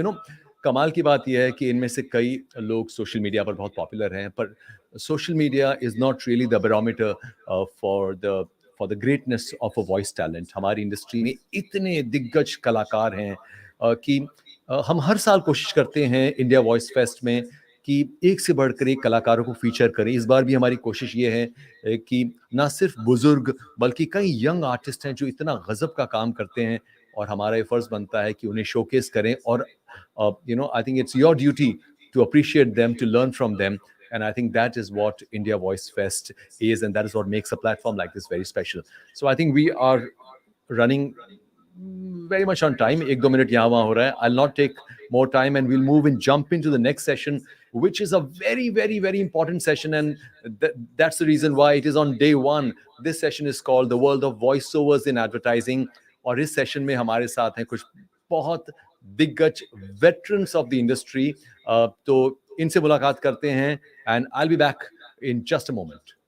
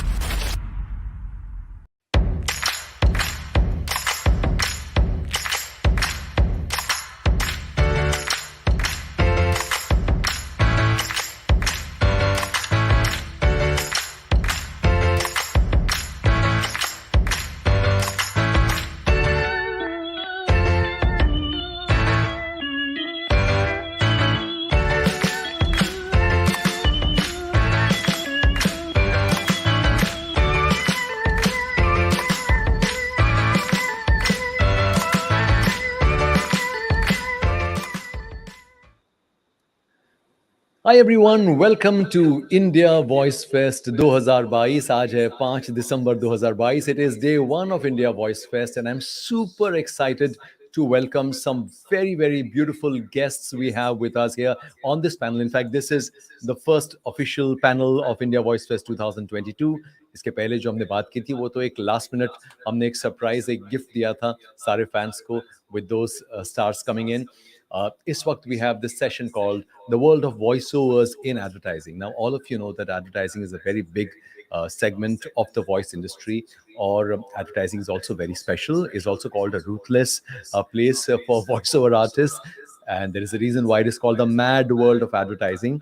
So we'll get to know about all this. We'll get to understand the stories behind the journey of these panelists that we have.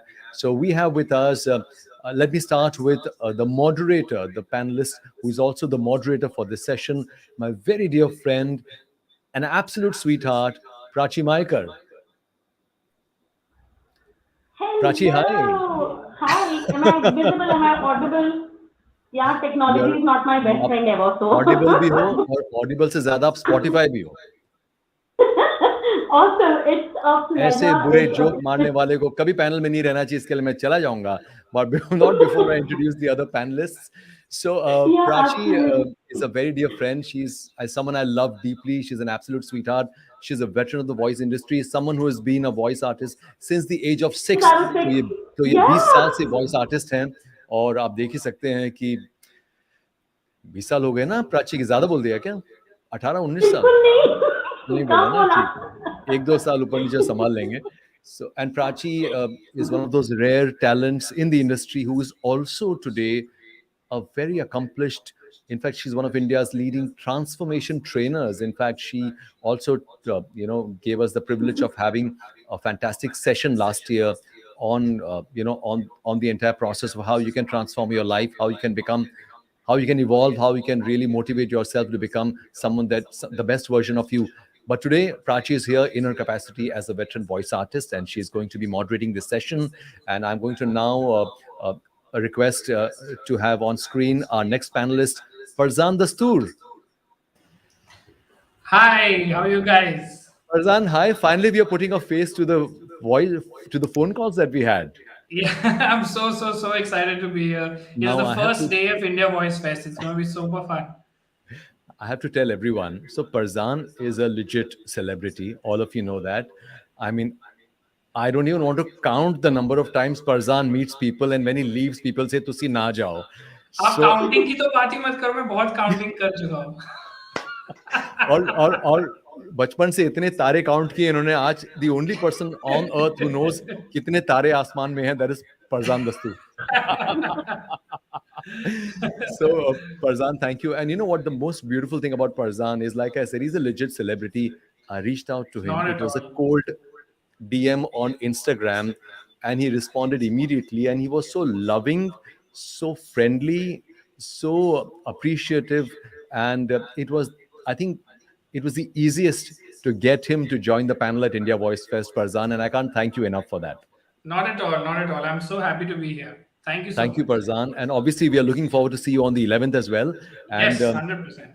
for people who don't know, people who know Farzan as that cute little boy from Kuch Kuch Hota Hai, probably you don't know that Farzan has started his career as a voice artist at the age of 4. In fact, Farzan was the voice of one of the male character in the Hum Tum Ka, the Cartoon, animation, yes.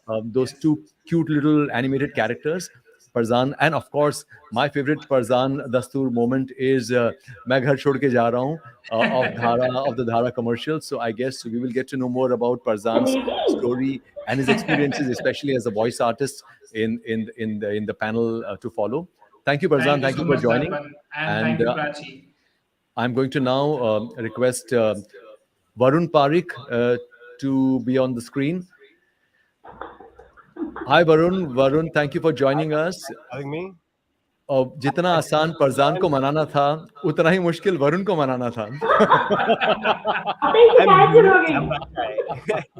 जितना due diligence Varun ने किया था to come on India voice fest, उतना due diligence अगर venture capitalist ने FTX पे किया होता, तो आज वो FTX बैंकरप्ट नहीं हुआ होता.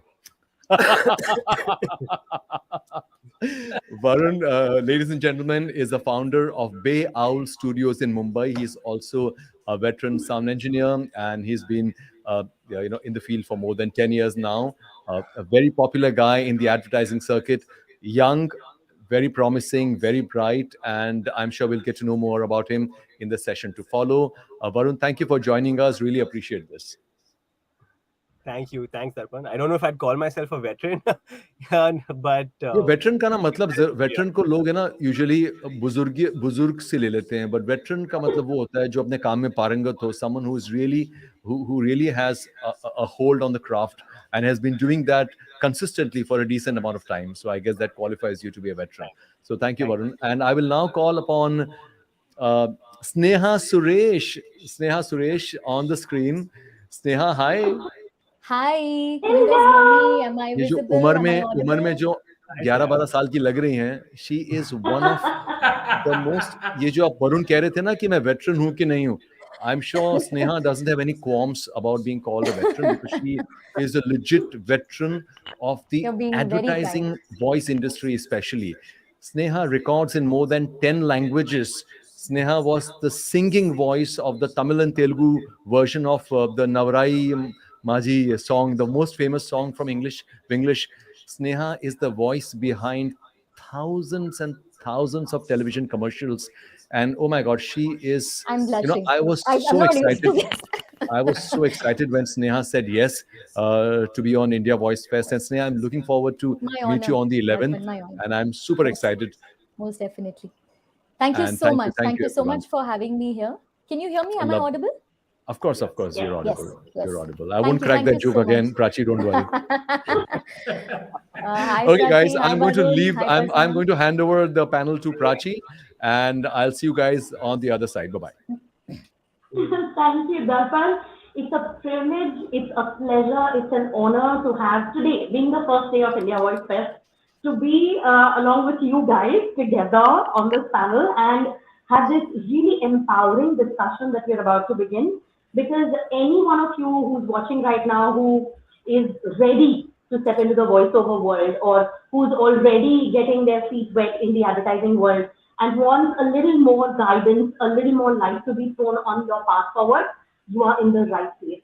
Because with these guys in this room, I'm going to ask some really powerful questions, and the answers are going to reveal some really brilliant ways for you to rise up in this industry. So, guys, are we ready to shine? Absolutely. Yeah? Yes, absolutely. Thank you so much. I think the first thing I want to say is this: age irrelevant. Matlab, you look at the industry, right? The age kind of is just dropping. Yeah, so age honestly has nothing to do with talent.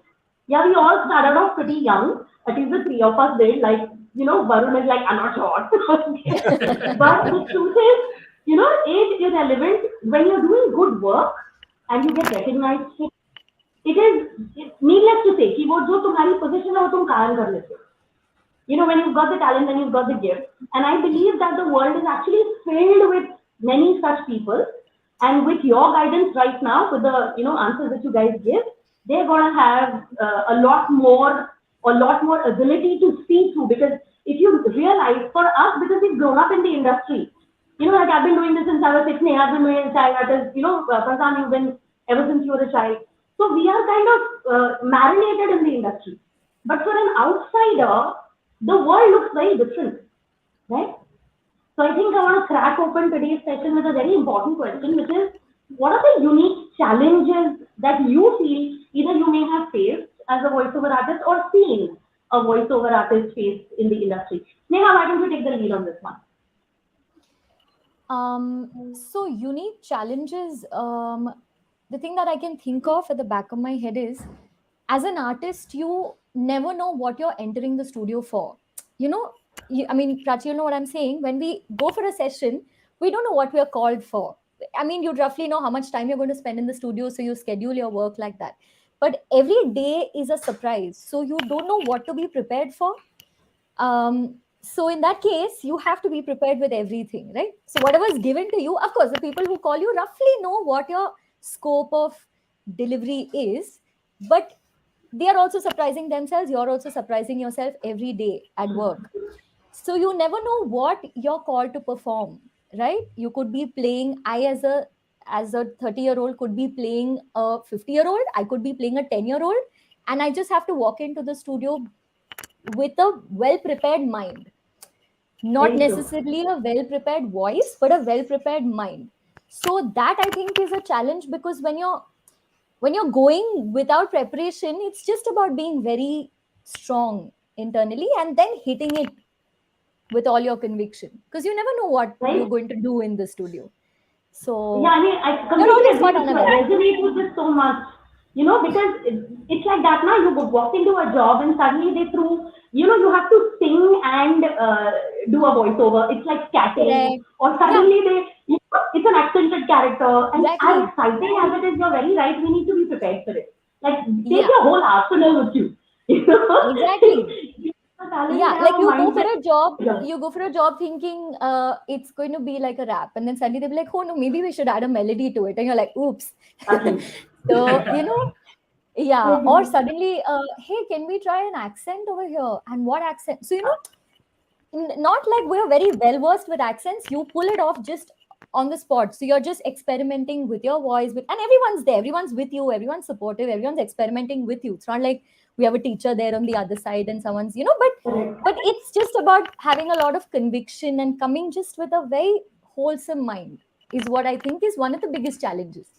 Coming with all the positive energy every day and taking it on, that is difficult and it's achievable.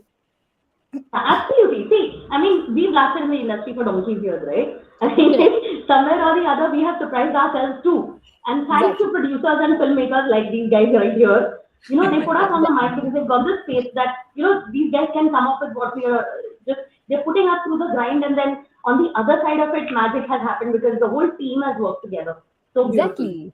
Yeah. Fantastic. Thank you for sharing that. Prasan, what's your perspective on this? What would you say has been there?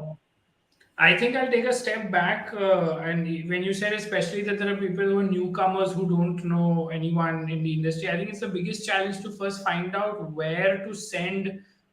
First of all, some people don't even know that they need samples that they should send out maybe to some people to kind of market themselves. Even if they have a few, they don't know who to approach, who to go to, who to speak to. So I think that's a really difficult thing. And unless you find some really nice voiceover artists who have been around, who are so nice that they will help you and not see you as competition, who are secure enough to see you and be sweet to you. Unless you find those people, it's very difficult. So I would give this advice: if you're a man, go to probably a woman who will help you out, because you're no competition to her. You can't do the same voices, and you probably, and vice versa, and try to get your help from there. But I think it's very, very difficult now. I will not deny it, and hats off to those who are trying every day. I have young cousins also who are trying, and it's a process. They've asked me for help. I've helped them out, but it's not like, oh, work starts flowing in every day as soon as you join. So it's a long process. It's one with a lot of patience. You need a lot of patience, including what Sneha just said. Right? You could lose your patience with the producer or a director in the studio, because you're like, this guy doesn't know what he's doing, and but patience is the key. So that would be my little advice. Beautiful. Thank you for sharing that. In fact, to add to what you say, what I've realized is since I've been little, and the industry has evolved a lot. It has changed so much. जो पहले था 30 साल पहले आज नहीं है. So there's just one thing, although that has remained constant for me, is that जिस पे तुम्हारा नाम लिखा है ना वो तुम्हारे ही पास आएगा. I always believe, and this always works. Like, I always believe that, hey, even if there are 5 girls, right, and there are like very meaty characters, ek hath dusra there's a meaty character, but everything else is like ek line, aadha line, and you're thinking like, oh, I want that chunky role, I want that big role, and I want, you wanna put your talent to use, but I know for the fact that what is yours, it just comes to you, man. So I think it's beautiful that you're giving such practical advice, that you're telling people that just be wary of kiske help मांग रहे हो. Because I can understand जिनका industry में माँ बाप नहीं है कोई, for them it's a little difficult to get the foot into the door. Absolutely. And if the person you are approaching for help is not being genuinely helpful, the problem you are getting. So thank you so much, because that's a very different perspective to have. Thank you for adding. Thank you so much. Up on where you left off about demos and showreels. Varun, I want to ask you this question. As a producer, as a studio owner, you've seen a whole range of voiceovers in the advertising industry. Okay, and there are some people whose showreel comes to you and you think, hey, you know what, I think this person can pull this off, and you call them. Sometimes it genuinely so happens that they are on the mic and you're like, oh, this is not working. Yeah. I mean, because we're in the digital age, I mean, we know what we can do in post-production. We know where we can take the voice, whether it's recorded in a car or bedroom, and make it sound like a finished product. But in terms of reels, I think trying to give the best accurate representation of your actual voice, with that brief in mind, of course, like, keeping the brief in mind, like, don't go and take your voice like 3 semitones higher or lower if you want to make it sound deeper, and then send it as a reel, which a lot of people end up doing, because when you come on mic, you're going to be found out, and then it's just going to be to your disadvantage next time going forward. I think something else to keep in mind with reels is, a lot of times we get, somebody will send me, suddenly I've got like a burst of 20 WhatsApp messages, and they've sent me like 20 different video files, and they're like, hey, this is my reel. And, because we maintain a database at the studio, right? So because a lot of producers ask us for fresh voices, new voices, and we try to categorize them into, based on tone or genre and that sort of stuff. But if somebody sends me 20 videos, there's no way I can categorize it, or there's no way I can put it into a database. It's a lot of manual labor. So a simple suggestion would be to maybe, at the very least, have a YouTube playlist. You could even bifurcate your own reel with character voices, with announcer voices, or product section voiceovers, and you could have a lot of times the brief before you enter the studio. Like the producer is going to say, like, we need a husky voice, or we need an announcer kind of voice. Maybe you could categorize your reel in those sections, in those genres beforehand. So it sort of makes it easier for a producer or a director, and they're like, hey, yeah, this is amazing, this person's already so organized, let's just get them into the studio. And it's those small things that sometimes make a producer choose one voice over the other. Like, it's just as simple as that. Yeah, because I mean, see, first of all, time. That's the most precious Absolutely. source Yeah, what yeah, you're working with. yeah, And probably what they don't realize as new voiceovers or upcoming voices that, oh, this guy really doesn't swamp with work. So yeah. even if that 1.5 minute, if you save for him, that is going to turn things around. Because Absolutely. if he can simply just read that heading that this is newsreader voiceover, Yeah, am I looking for this right now? And that is a huge yeah, leap. So I completely agree. And it can be so overwhelming to have so much of data, to have so many samples. And then you can't even remember, I mean, who was the guy? The guy 3 days ago who sent us that, what was his yeah, name? And this is what happens, right? Yeah, so I mean, coming from you, I think very, very, these are golden bits of yeah. advice, especially guys who are just getting into the industry. Another thing I want to ask you, Varun, is what do you think gets a producer to notice a voiceover artist? Because here's what's happening, right? Especially when you're doing regular characters, bhabi hai, husband hai, wife hai, ya neighbor hai, jo bhi hai, right? So they are like regular people talking regular stuff, and your work doesn't really stand out. You know what I'm saying? Yeah. So unless you're doing something exceptional, so what would you recommend as a brand new voiceover artist? What will get them noticed? Like it's so funny you mentioned that it's the voiceover industry is so unknown that like the normal person doesn't know that this is an actual industry. They don't know that this is a viable career path. They don't know how much a voiceover can actually earn, and you can have a legit career and a very profitable career path in this industry. When I actually signed the lease for the studio 3-4 years ago, I remember when I met my landlord for the first time, I was like, man, you should do voiceovers. Like I was in this industry for like whatever 9 years, 10 years. And my first reaction was, you have a lovely voice. So it's just that, working in that on a day-to-day basis. So just keeping that in mind for a couple of freshers, just stick to the basics. Don't like try and oversell yourself. If your voice is good, it's gonna be like people are gonna like it. In terms of like trying to be found out, I think having good people skills is more important than anything, because if you have a That's great such a big one. yeah if Yeah, you have please a repeat great that. That's a big one. Yeah, repeat that. Please repeat that. Yeah, it's a big one. yeah people skills, you have a great voice and you come to the studio, but you just put the director off, he's never going to call you again. Yeah, He's going to ask you to take 100 takes of the same thing. And I if see. you show annoyance, or if you show like if you yeah, of course you're going to get annoyed, but there's a way to be tactful about it, there's a way to be maybe diplomatic about it, and tell him in a nicer way than rather just like putting him off. And True. sadly, you have to do that, whether it's a director, producer, engineers also, of course, or like sometimes we also lose perspective because we're working on the same thing day in, day out. And we sometimes need the voiceover to tell us that, hey, you're selling a fairness cream, or you're selling this. Don't overthink it. Yeah. Don't get so deep into it. This maybe works, maybe just like look at it from outside the box that you're in right now. And that's extremely important.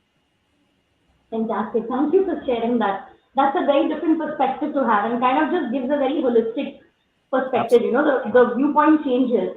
Because Yeah. otherwise, what happens is with voiceovers, it's like, a horse with blinkers. They're just thinking from their own angle. And they're not really concerned with whether it's an engineer, whether it's a producer, whether it's a director. Once they're on the mic, sometimes it happens, and I've seen this. And I know you guys will agree that sometimes they just get obsessed with the way they are doing it, and that's just not landing. And like you rightly said, there's a tarika, there's a way in which you can communicate ki boss, ab bahut ho gaya, right? Yeah. And this is why, like you said, people skills are extremely critical, yeah? Because Extremely. relationships are the foundation for any progress in any area of work. Neha, I would like to divert the question to you as well about how have you managed to stand out? Because I know you do more than 10 plus languages, and I've seen you grow up in the industry. Because I think, because I've been working as a child artist, you've been working as a child artist, we've seen the evolution of the industry. And what Right. mattered then, today, other things are important. So, can you please throw some light on that? What has helped you stand out? See, I think as for any other industry, as for any other profession, I think persistence and just coming, showing up, doing your job no matter what. Of course, there are going to be some days that are difficult when you're doing languages, especially. Sometimes it doesn't work in your favor. Sometimes people could be difficult. Sometimes the language could be difficult. The script could be difficult. Challenges are going to keep coming and going. Just showing up every day, I think, is what I feel has worked for me. I won't even say worked. I'd say just for any skill for you to hone anything, you have to just do it every day, show up and commit to yourself and commit to the skill. And yeah, and like some days are going to be hard, and some days we don't have work, some days we're sitting and we're like, because our industry is such that a lot of it is dependent on other people needing you, although it's a freelance industry, although you are your own marzi ka malik, you're still, at least the ad industry, you still need someone to hire you for a job. So that could also be difficult for you to cut through those days of slack and those the tough days, the days where there's less work, the days there are too much work and you're trying to balance that out. I think it's just about breathing through your day and going through it however things come to you. I think that consistency and persistence and just telling yourself that, okay, today was a bad day, tomorrow will be better, I have to show up because I love what I do and nothing will supersede that. Like I have to show up and I have to do a good job. I mean, that's what I think. That's really beautiful. Thank you for sharing. Commitment to your craft. I think that is what helps you stay the path, because like you rightly said, our industry is so volatile. There are good days and there are bad months. Months, exactly. And for no fault of yours. For no fault of yours. And I know people get scared and they call and ask stars to voiceover ke liye gayi thi kya पिछले हफ्ते में कोई job हुआ क्या? I understand, because dude, you've got bills to pay, you've got EMIs, everyone's running their household on this income. But I think that is where us being so old in this industry comes handy. कि boss, ये जो नीचे गया है ना, ये ऊपर भी आएगा. ऊपर हो. है ना? So stay the path, stay committed to your craft, and the way we value and respect the talent that God has given us, be it being an engineer, be it being an actor, be it a filmmaker, be it a voiceover artist. In the world of advertising, if you are consistent with what you do, like you said, you will get the spotlight. You'll get the time to, that moment to shine. Like you mentioned a while ago, that whatever's yours will come to you, So it's whatever you're meant to do will happen. So if it's not meant to be, it may not happen. And sometimes we fret about certain things and you just realize you let go. And in this industry, especially because it's not a 9-to-5 job, you can't predict what you're going to achieve the next day. You can't even predict what you're going to achieve a few hours prior. You know what I mean? Like we could get a call 1 hour prior saying, hey, can you reach the studios? That's how it works for us. It's all last minute. So you can't go with a plan, but at the same time, I think the plan is to just stay true to yourself and your core and just be committed. Thank you for sharing that perspective. Parvan, I have a question for you. Have you ever been rejected for a job, or has it ever happened कि voice bounce हो गया नहीं चाहिए? ऐसा कभी हुआ है?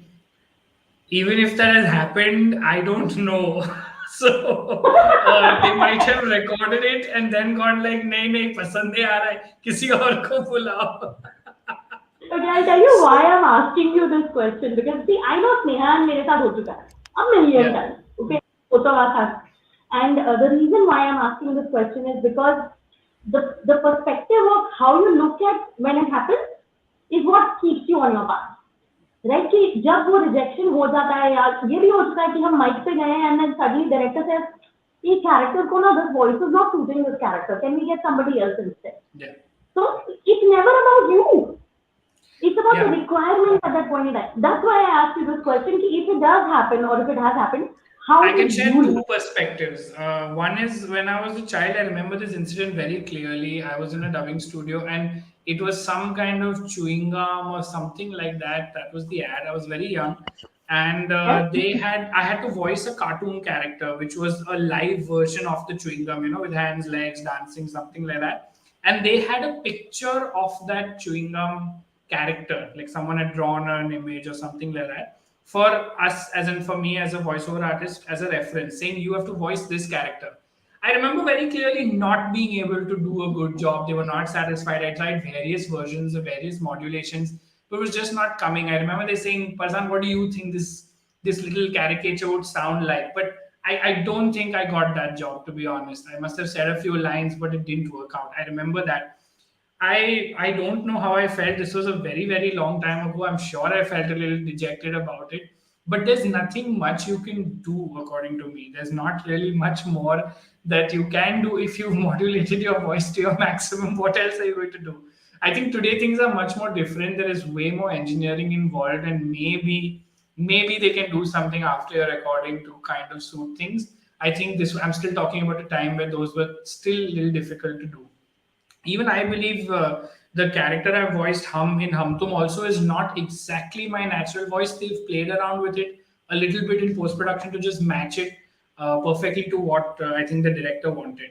The second perspective I can give is this has definitely happened to me as an ad film producer, where we have got the samples approved. We try not to let this happen as much as possible because it's not right to the voiceover artist, it's not right to us, it's not right to the client either. But we've sent the samples, we've got it approved, and after the person has done one or two recordings, sent it to us, we've slapped it on and sent it ahead. They've said, oh, the voice is not working for some reason.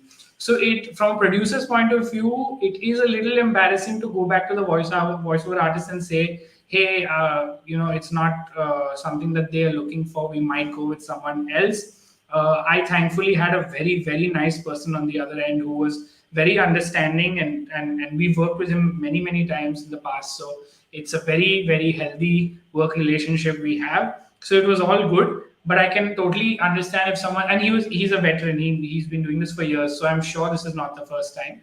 Maybe if it was someone new, they would have reacted maybe a little negatively. I don't know what I would have done then, but it has happened, and we just try to make sure at our end that it happens as less as possible, because it's a couple of people stand to lose in the process, and we don't want that. Very true. Very compassionate perspective, and thank you for sharing the filmmakers' way of looking at things, because it's the other side again. Yeah. That's voiceover, what you guys go through.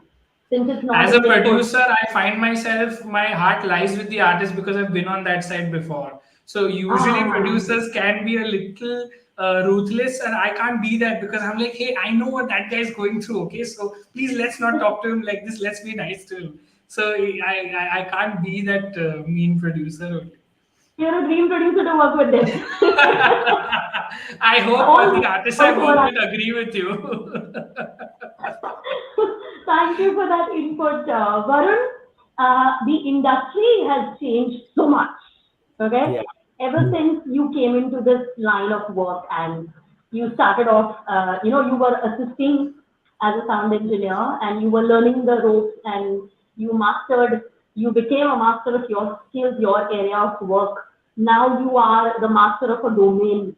So you've risen through your dedication, your commitment, and alongside you have watched the industry change shape and form. So what's your outlook on how it used to be before and how it stands today? Would you be able to identify some pluses and some minuses that are glaring, like that are staring us in our faces?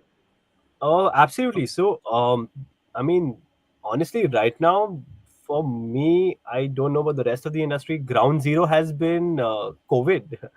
Everything that we learned last 10 years, 12 years prior, you learn so much from your seniors, your mentors, your senior engineers. You just see the way they work. You pick up on their nuances, the way they do things, the way they don't do certain things, more importantly.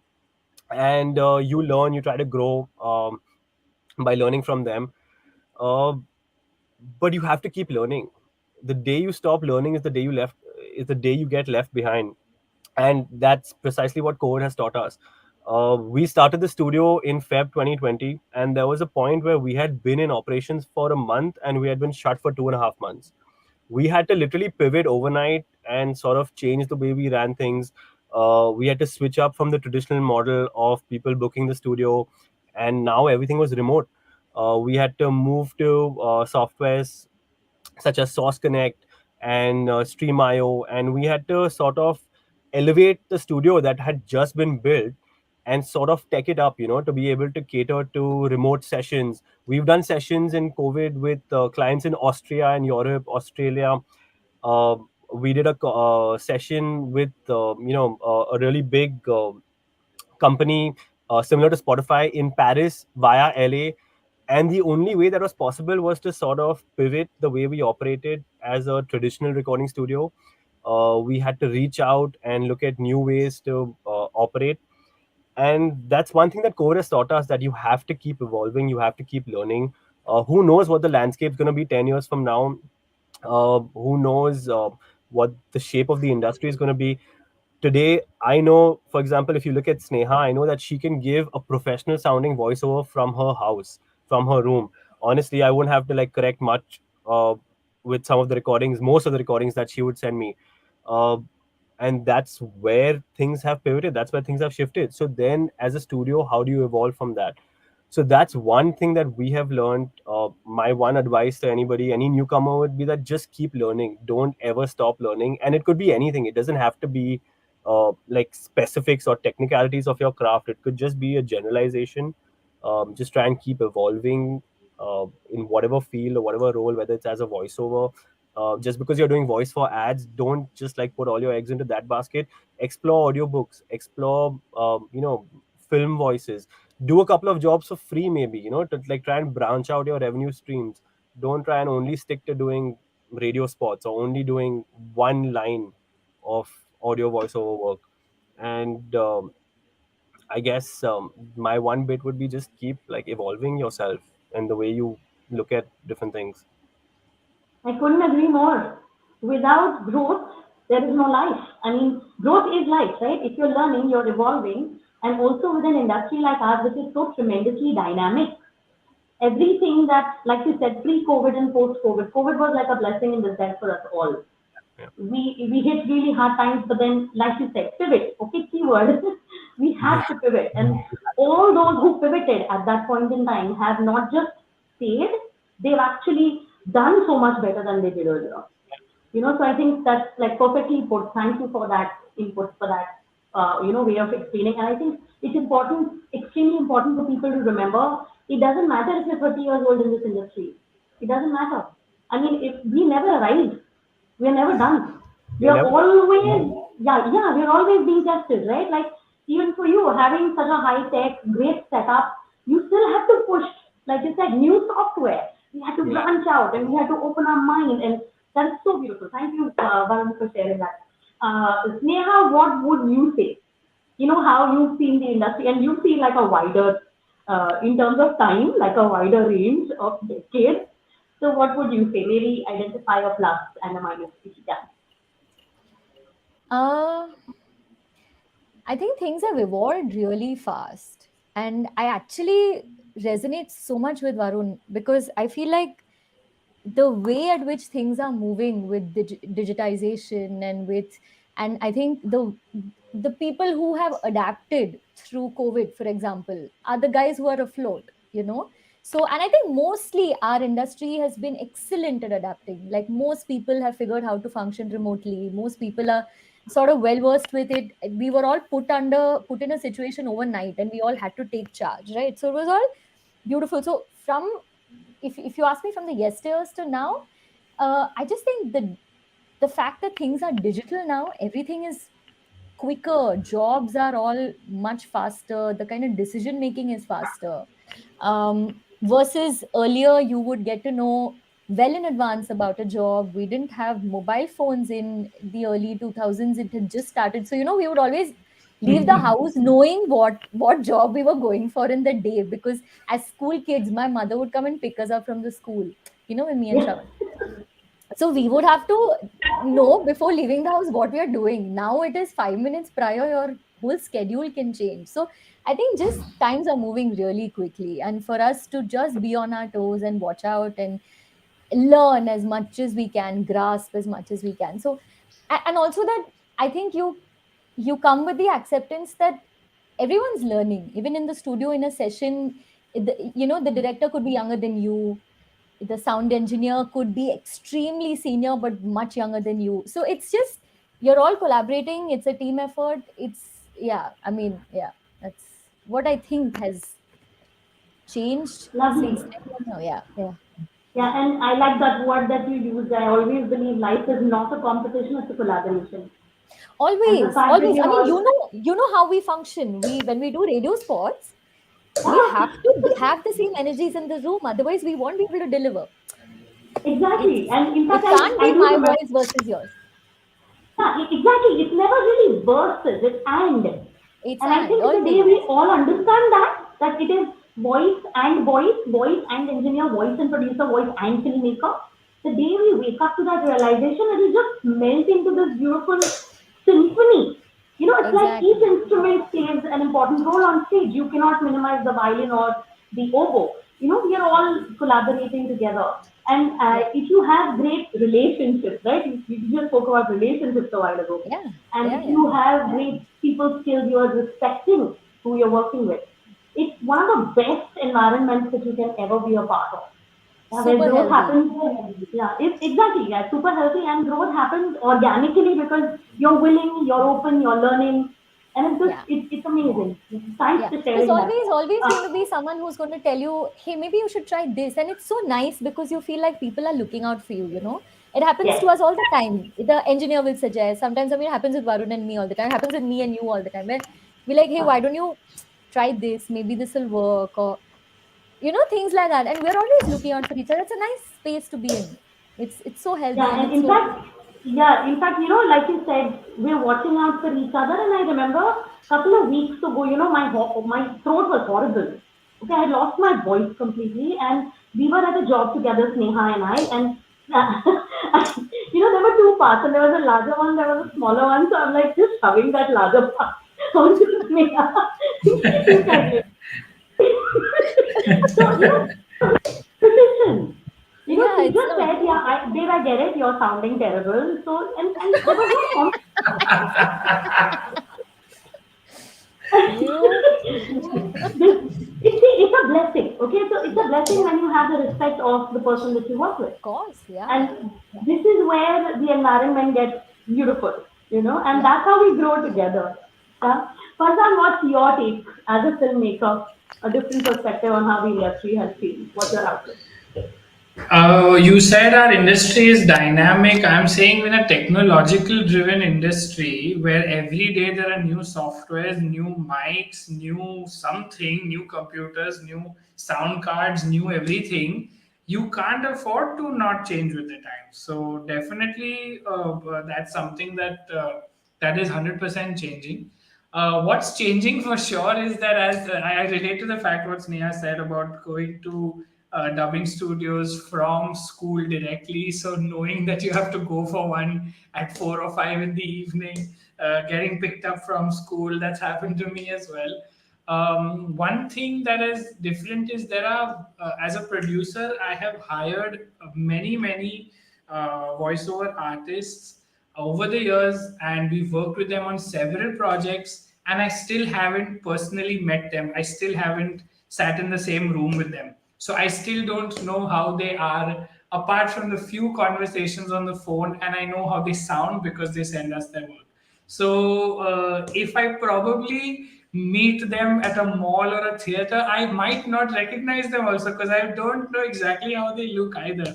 So it's a little weird, but it's great because I actually don't have any preconceived notions about that person's voice. I only know them from how they sound on the mic, and because you're also experienced, you all know how different a person sounds on the mic versus how they can sound in person. So I don't have that baggage. I know them purely from the voice that they can portray on a mic, and sometimes that's really helpful.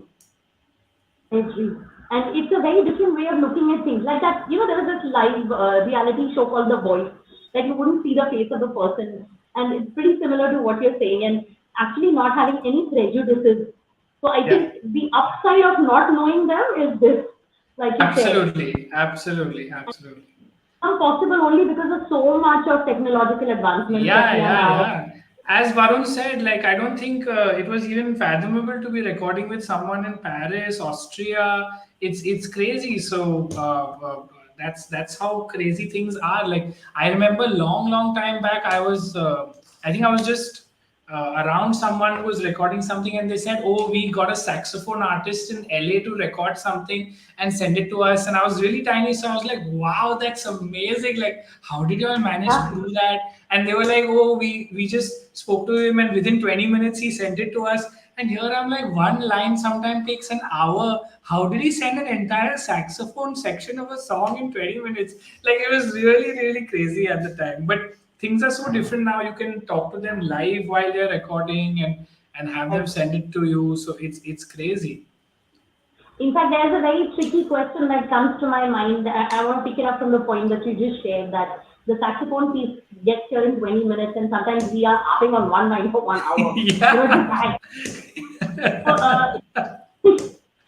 In my personal experience, at the risk of sounding like I'm going to badmouth our industry, but here's just another truth that I want to put out there. Sometimes my experience with clients abroad has been a lot more professional.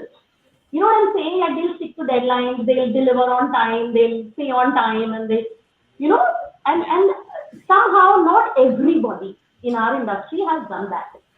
Some guys are like bang on, and there's no need to chase them, and they're so like, okay, this is our contract and we'll stick to it. But do you really think that we are looking at better times when it comes to being more professional with each other? What do you think?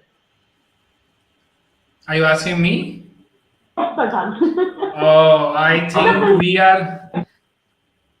think we are going in a slightly negative direction on that question. I think things are not as professional as they used to be. As Sneha said, things are very last minute, and last minute is just not always good. It's really difficult to deal with last minute. Sometimes when you're a very planned or a meticulous person, that can be very difficult. So I don't think that. I also think when it comes to giving advice to people who are trying this out, I think there are people who now just don't know creatively what they want, and so the feedback can be so ambiguous when they come and say things like, "Yaar, maza nahi aa raha hai." Arey, what does that mean? How am I supposed to take creative feedback from that? What am I supposed to do to that? Even as a producer and even as an artist, what am I supposed to do with that feedback? So it's very difficult to deal with that. I don't think that behavior is professional at all. If you are in the creative field, you need to have some kind of creative opinion when some work has been assigned to you, or you need to give certain feedback to it, and you need to have that ability to give constructive feedback. So my advice to people who are starting out is, try and surround yourself with those people who give you that creative feedback if you want to improve on what you do, and let go of those people who say things like maza nahi aa raha hai, because that's not helping you. That's just a way of putting you down without actually helping you. So it's not worth being around such people. Sneha's face tells me that she knows exactly what I'm talking about.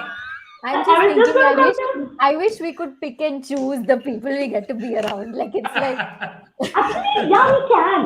I mean, see, I've stopped working with producers whose opening line is budget thoda kam hai. No, of course, that you see that we can pick and choose, because that discussion happens well in advance. I mean, at least before our session, right? How much money they have, what our fee is, all of that. But this creativity thing where people are marinating in the studio in their own gyan, and then you're like, but what is it that you want? Because if they are able to communicate, mostly artists, fairly seasoned artists can deliver. It'll take some time here and there, but you can gauge what they want, and then you can deliver plus minus yama. But they themselves don't know what they want, and that's very tricky. Because and sometimes you will never like that take, and they'll go pick that take only, or that tone, and you're like, okay, are you serious? But this girl looks so young, why are you getting me to dub a very old? And they're like, no, this works. And you're like, okay, but sometimes you just have to let them, because it's their film, it's their money, you suggest. But if they want it to sound a particular way, then you're like, okay. But it's tricky. So you can't choose, you know. Yeah. You know, it's good that we're having a laugh about this, because honestly, when we have to chase other people to be professional, it does get on your nerves. Yeah, it does. But I think the way we function, and I think Varun comes from the same school of thought, that we are as professional as we are with people abroad as well. तो वो client Austria से हो, Paris से हो या Delhi से हो, we'll still be the same level of professional, right, Varun? Yeah, I don't think it's fair to generalize in that situation, because I have clients here who've paid me the day I've sent the invoice. And I'm like, man, I literally just sent the invoice today and you already paid. Thanks so much. But you could have taken some time. It's cool. And I have some clients who, Share a after list of these clients with everybody. and then on the other hand, I have clients after 8 months also, they're not answering calls, they're not responding to emails. And so the thing is, you work with somebody the first time, the way I, at least the way I go about it, is the first time that I work with someone, I work on blind trust. And if that trust is decimated, or if it doesn't work out the first time, I know the second time I need to take payment in advance, or I know I need to take payment immediately after the session, at the very least hold on to material. um, I don't think it's as easy for newcomers.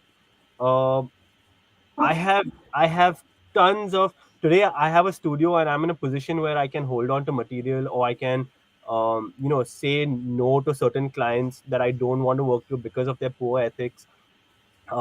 But on the other hand, when I was starting off and I had just started charging, I had moved from an assistant to an engineer. Uh, and in that period, you want to try and do as much work as you can. So even though you know that the client is not that great of a paymaster, you still want to do work. You want to get more work out there. You want to get yourself out there. You want to start networking yourself. So I don't think it's that easy for a fresher or a newcomer to say no to work like that. They know they may or may not get paid. And after a point, they're like, huh, they'll actually end up settling for an amount, that they were probably due for like 10,000. They'll like, okay, fine. After 5 months, he's giving me 5,000 at least. Let's get it done. At least I've got something for my reel. Um, I think that's not right from, obviously, it's obviously not right from the producer's part or from the production house's part. Um, but as a fresher, they get stuck with it. So to generalize from that point of view, we take on production jobs, and I try to make it a point that before we've even received money from the client, the people we've worked with, the artists we've worked with, they are paid as soon as their job is done. And that's only fair. I am hiring them on a session basis. They're a session artist. The worst thing the client can tell me or a production house can tell me is, अरे अपने client ने हमको पैसा नहीं दिया है तो हम लोग नहीं दे सकते अभी. I'm not in a profit sharing with you. I'm not in a revenue share model with you. You hired me for a session. That is something that a lot of producers, production houses, I don't think understand. That is something that I have never faced working with a foreign production or somebody abroad. Um, but again, it's not fair to generalize. I know these problems exist abroad as well. Maybe we haven't worked as much or with as many people, but I think it's just, if you have to tell freshers, work once, trust blindly. And the old saying, like, once bitten twice shy. It's as simple as that. Yeah. You can choose. The first time somebody makes a fool of you, it's on them. The second time they make a fool of you, so you can't uh, you can choose the second time. Yeah, And absolutely. that's the way I'd approach it. Thank Trust you, blind. guys. Thank you so much for being honest about this. Because see, the intention of asking you such a tricky question, it's not about highlighting the negative parts of our industry, as we all know there are negatives and positives in everything. But it is simply to bring to light कि भाई तुम हमारी industry में कदम रखोगे ना, ठीक चमड़ी लेके आना. This is You know, what, this. yeah. You have to. This is, see. If there's no point, like, mollycoddling or putting a blanket over this stuff. Yeah, It's fact. This is what happens, right? Like, yeah, as Darpan said, this is how he was a little diplomatic and tactful in the way he said this. Now, I'm not here to name names. Nobody's here to do that. But if a fresher's coming into the industry, they should know what they're getting into, right? You should know exactly. exactly, like you said. They need to have thick skin. You can't get emotionally distressed because somebody's not paid you on your first job, right? You need to know that people will say they're going to pay in 2 months, and they're going to 6 months later they're like, "Arey bill nahi bheja." Then you send Yeah. the bill, they're like, "Check ready hai, aake leke jao." Then my guy's going to check, "Arey check ready hai, lekin sign nahi kiya hai." Like, you need to know these are the things that are going to happen. Like, literally, we've gone through that over 10 years. Like, we could write a book. I think between the four of us, we could easily write a book on quotes. I think there's one studio that has these quotes on the wall somewhere also, if I'm not mistaken. They're hilarious. But And honestly, I think see, putting these things out there very honestly, straight from our heart, it kind of just empowers the newcomers. Because yes, at least now exactly. they okay, bhai, aisa bhi hota hai, it's okay. It is Yeah. happening, but I know I can cope with it or I know how to handle it because now I've been given the information, you know. Yeah, the So hardest thank you thing so much. for the hardest thing for a Sorry? newcomer is always to say no. Like it's extremely hard for a Of course. newcomer to say no, and I think Darpan touched upon this subject in the previous discussion when he was having about I the mean, power of especially saying no to a job. yeah, like you want to establish your credibility. There is no way you're going to say no for a project. So Yeah, yeah, it's completely understandable, and even especially for those जिनका घर चल रहा है अभी income से. So yeah, multiple reasons why it can be difficult. But having said that, that drawing that balance or understanding ki where my boundary is, that I cannot be taken for a ride, I cannot be abused. You know, so I've got to establish a respectful position for myself. I think happen. You know, you just work in the industry for a bit and then you kind of, yeah. Thank you so much for that. Before I, close the session, a very, very important last question that I have for each one of you. Sneha, you can take the lead on this. What's the one non-negotiable advice that you have for कि ये non-negotiable है, ये होना ही चाहिए? Would you say that is? I think lack of inhibition. Lack of I think, inhibition. yeah, I think that this is sort of reiterating what I said right at the beginning, but I feel like you just go. I remember one of the very senior artists had told me we were doing a job together. I think it was a radio spot or something. Sonia was telling me. I was standing like this with my hands behind, just long back. Okay. And she said, leave your hands down, put your hands down, loosen up. Because that's where your body language, I mean, we're voice artists, but we're also voice actors.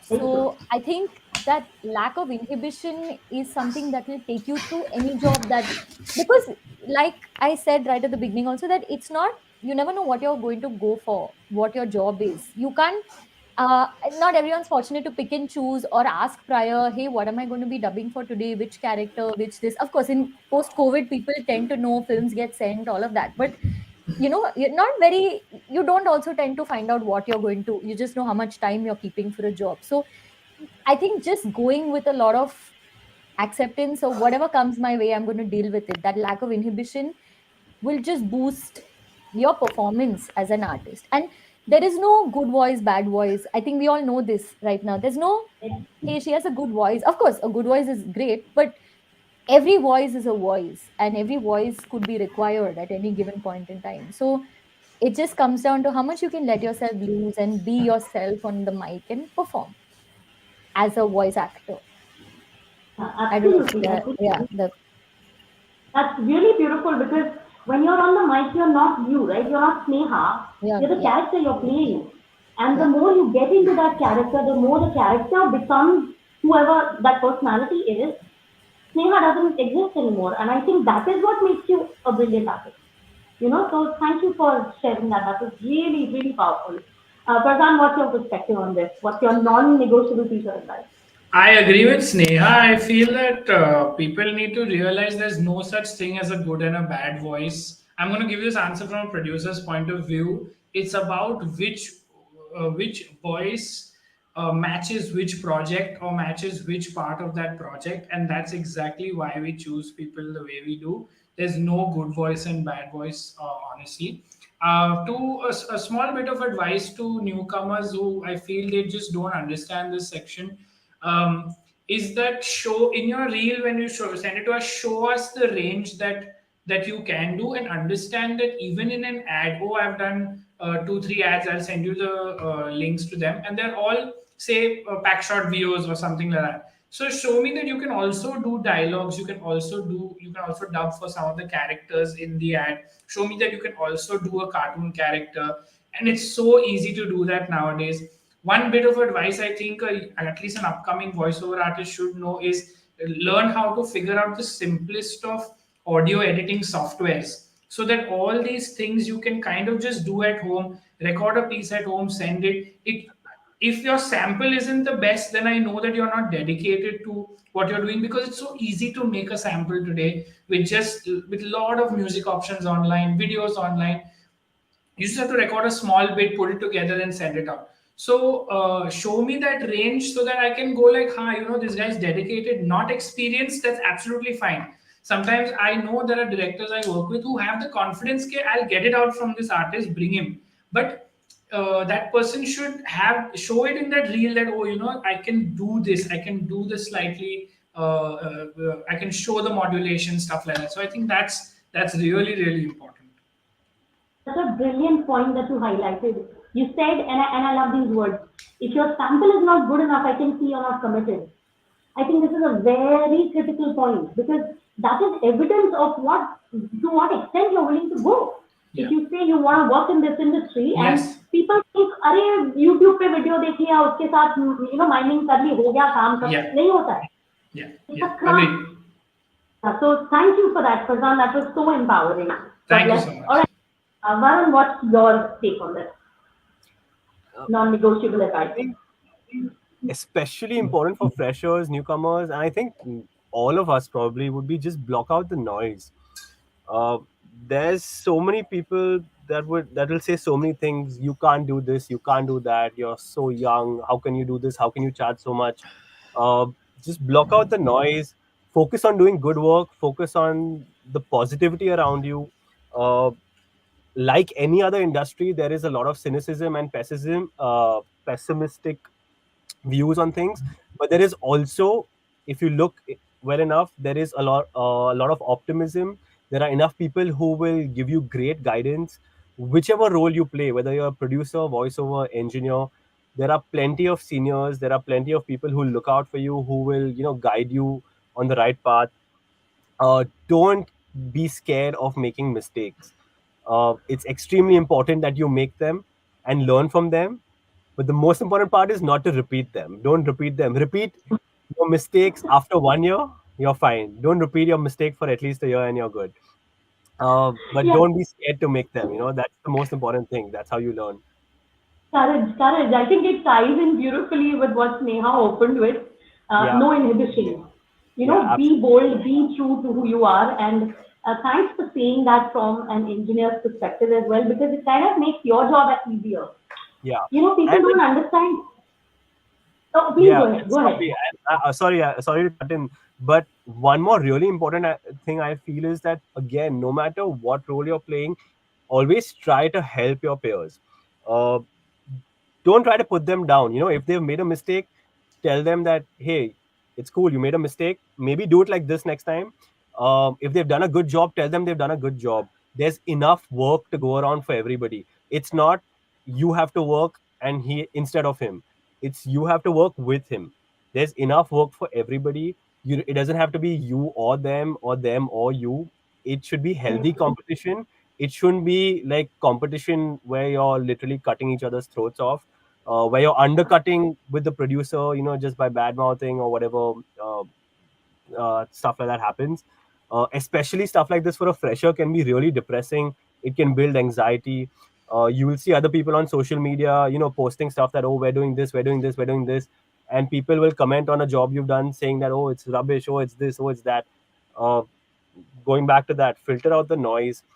But when it comes to yourself, try and help others as much as possible. Don't try and put them down. Don't try and get to a level where things get conflicting, where you create conflict.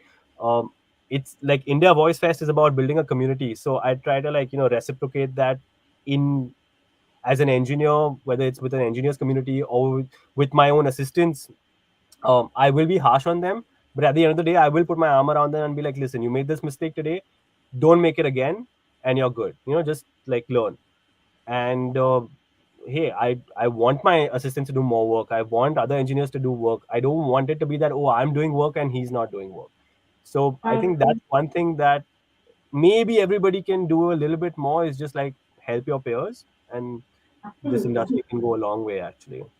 Yeah, absolutely. Let's not get the perspective of competition. Let's get the spirit of collaboration. What a heartwarming statement to close today's session on. Varun, thank you so much for that. I've had an absolutely joyous time with the three of you. It's been a privilege and enlightening to me. Guys, thank you so very much. Darpan Thank is you. one producer who always stays on time. I have to say that. Sorry, I am sorry. Good things should never end, and this is one of those. This has been such a refreshing, insightful, beautiful beginning to today, and I just did not want this discussion to end. And I felt terrible, and I felt people are going to hate me for coming in and asking you guys that, and telling you guys that we've overshot the time a little bit. But guys, this has been, I think, such a fine, intellectual, insightful, empathetic, and a very wise discussion with all of you. And I really, loved a lot of the insights that you provided, and some of the key things, uh, like just cut the noise out. Varun, I think that was beautiful, very very important. How Parzan spoke about how technology, has become such a huge factor in our lives, and this is true, Parzan. Work with so many clients as a voice artist. It's been more than 10, 12 years. I've never met them. I haven't met them. And so many things about advertising, about the way the world of advertising is, and how it is. Yes, it is peculiar, and like they say, the bigger the reward, the bigger the risk. So I won't blame advertising for being the ruthless world it is, because the stakes are so high. And we could not have had a more rich, varied panel of professionals, right from a filmmaker, producer, director, to an engineer, to fantastic voices. I think we're very blessed to have had such a fantastic bumper opening of Thank you so India Voice much. Fest 2022, and I cannot thank you guys enough. Thank And you. Thank one you so much. Thank promise, you. please, I want to see all of you on the 11th of December at the grand finale. We have to jump out of these screens and meet each other and hug each other in person. Please be there on Sorry. the 11th. And once again, thank you. We have a fantastic international voice star, Mark Scott, from North America, who is joining us in just a few minutes. And our very own veteran voice artist and actor, Ashwin Mushran, is going to converse with him. So we are Awesome. also excited for that session. So it has been a great opening. Thank you, everyone. Thank you Parzan, Thank you so so Varun, much. much. Neha, and Prachi. Thank you. Thank you for being so generous with sharing. And I can see all the comments, the hundreds of comments that have come in. I'm sure people will be very eager to also meet you guys in person on Sunday. So Looking thank you, forward. everyone.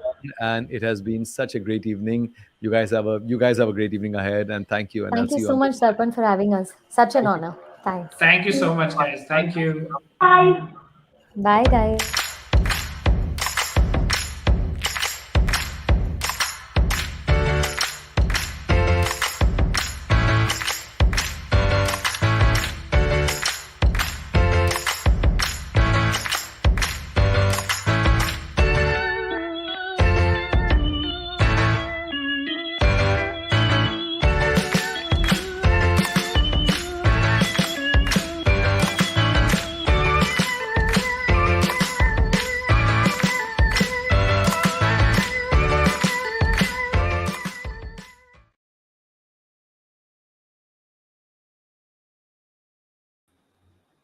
Hello everyone and welcome once again. Welcome back to India Voice Fest 2022. आवाजें फिर मिलेंगी. We have had such a blockbuster opening to this fifth edition of India's biggest voice industry festival. Festival है, त्योहार है. त्योहारों में क्या होता है? त्योहारों में लोग आपके घर पे तोहफे लेकर आते हैं. और इंडिया वॉइस फेस्ट की जब भी शुरुआत होती है, we are so blessed every year when we begin India Voice Fest last couple of years online. Some loved one comes to the studio with a fantastic cake or sweets, and we just devour it. We enjoy it so much. Today, we have a very special friend, Taruna Shroff, a budding voice artist, also a very dear friend. She's coming today. She's also a baker, by the way, and she's coming with the most fantastic cake ever in the whole wide world. And I've requested her to stay back. Taruna, please come into the frame. Thank you. Ladies and gentlemen, boys and girls, meet Taruna. Taruna, get your face a little inside. That's Taruna. And this is the absolute splendid cake celebrating 5 years of India Voice Fest. In fact, this cake is so special.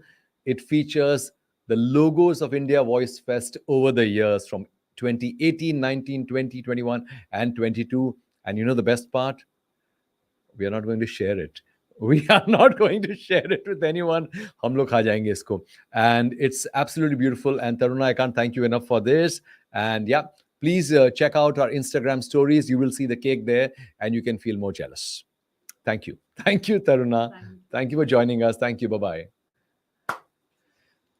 How wonderful. Taruna is a splendid baker. She's a fantastic budding voice artist. And she loves Sugar Mediaz and India Voice Fest and Sugar Mediaz loves her. She's part of the family now. So, and there's one more cake that there's one more shout out that I need to give out.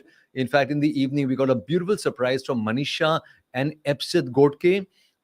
Again, people we love and people who love Sugar Mediaz and India Voice Fest, and see what they got for us. They got this splendid, fantastic, beautiful cake with the theme color of India Voice Fest for this year. How beautiful is that? So Manisha and Epsid, thank you. We are going to cut the cake after today's stream and we're going to enjoy it.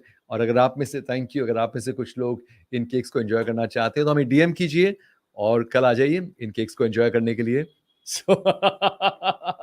So thank you. और अब ज़्यादा वक्त नहीं लेंगे क्योंकि already we are running about 15 minutes late and Mark has been very generous to allow us that time, but I won't take a minute more and we just come back in just 20 seconds with international voice star Mark Scott with us and in conversation with Ashwin Mushran.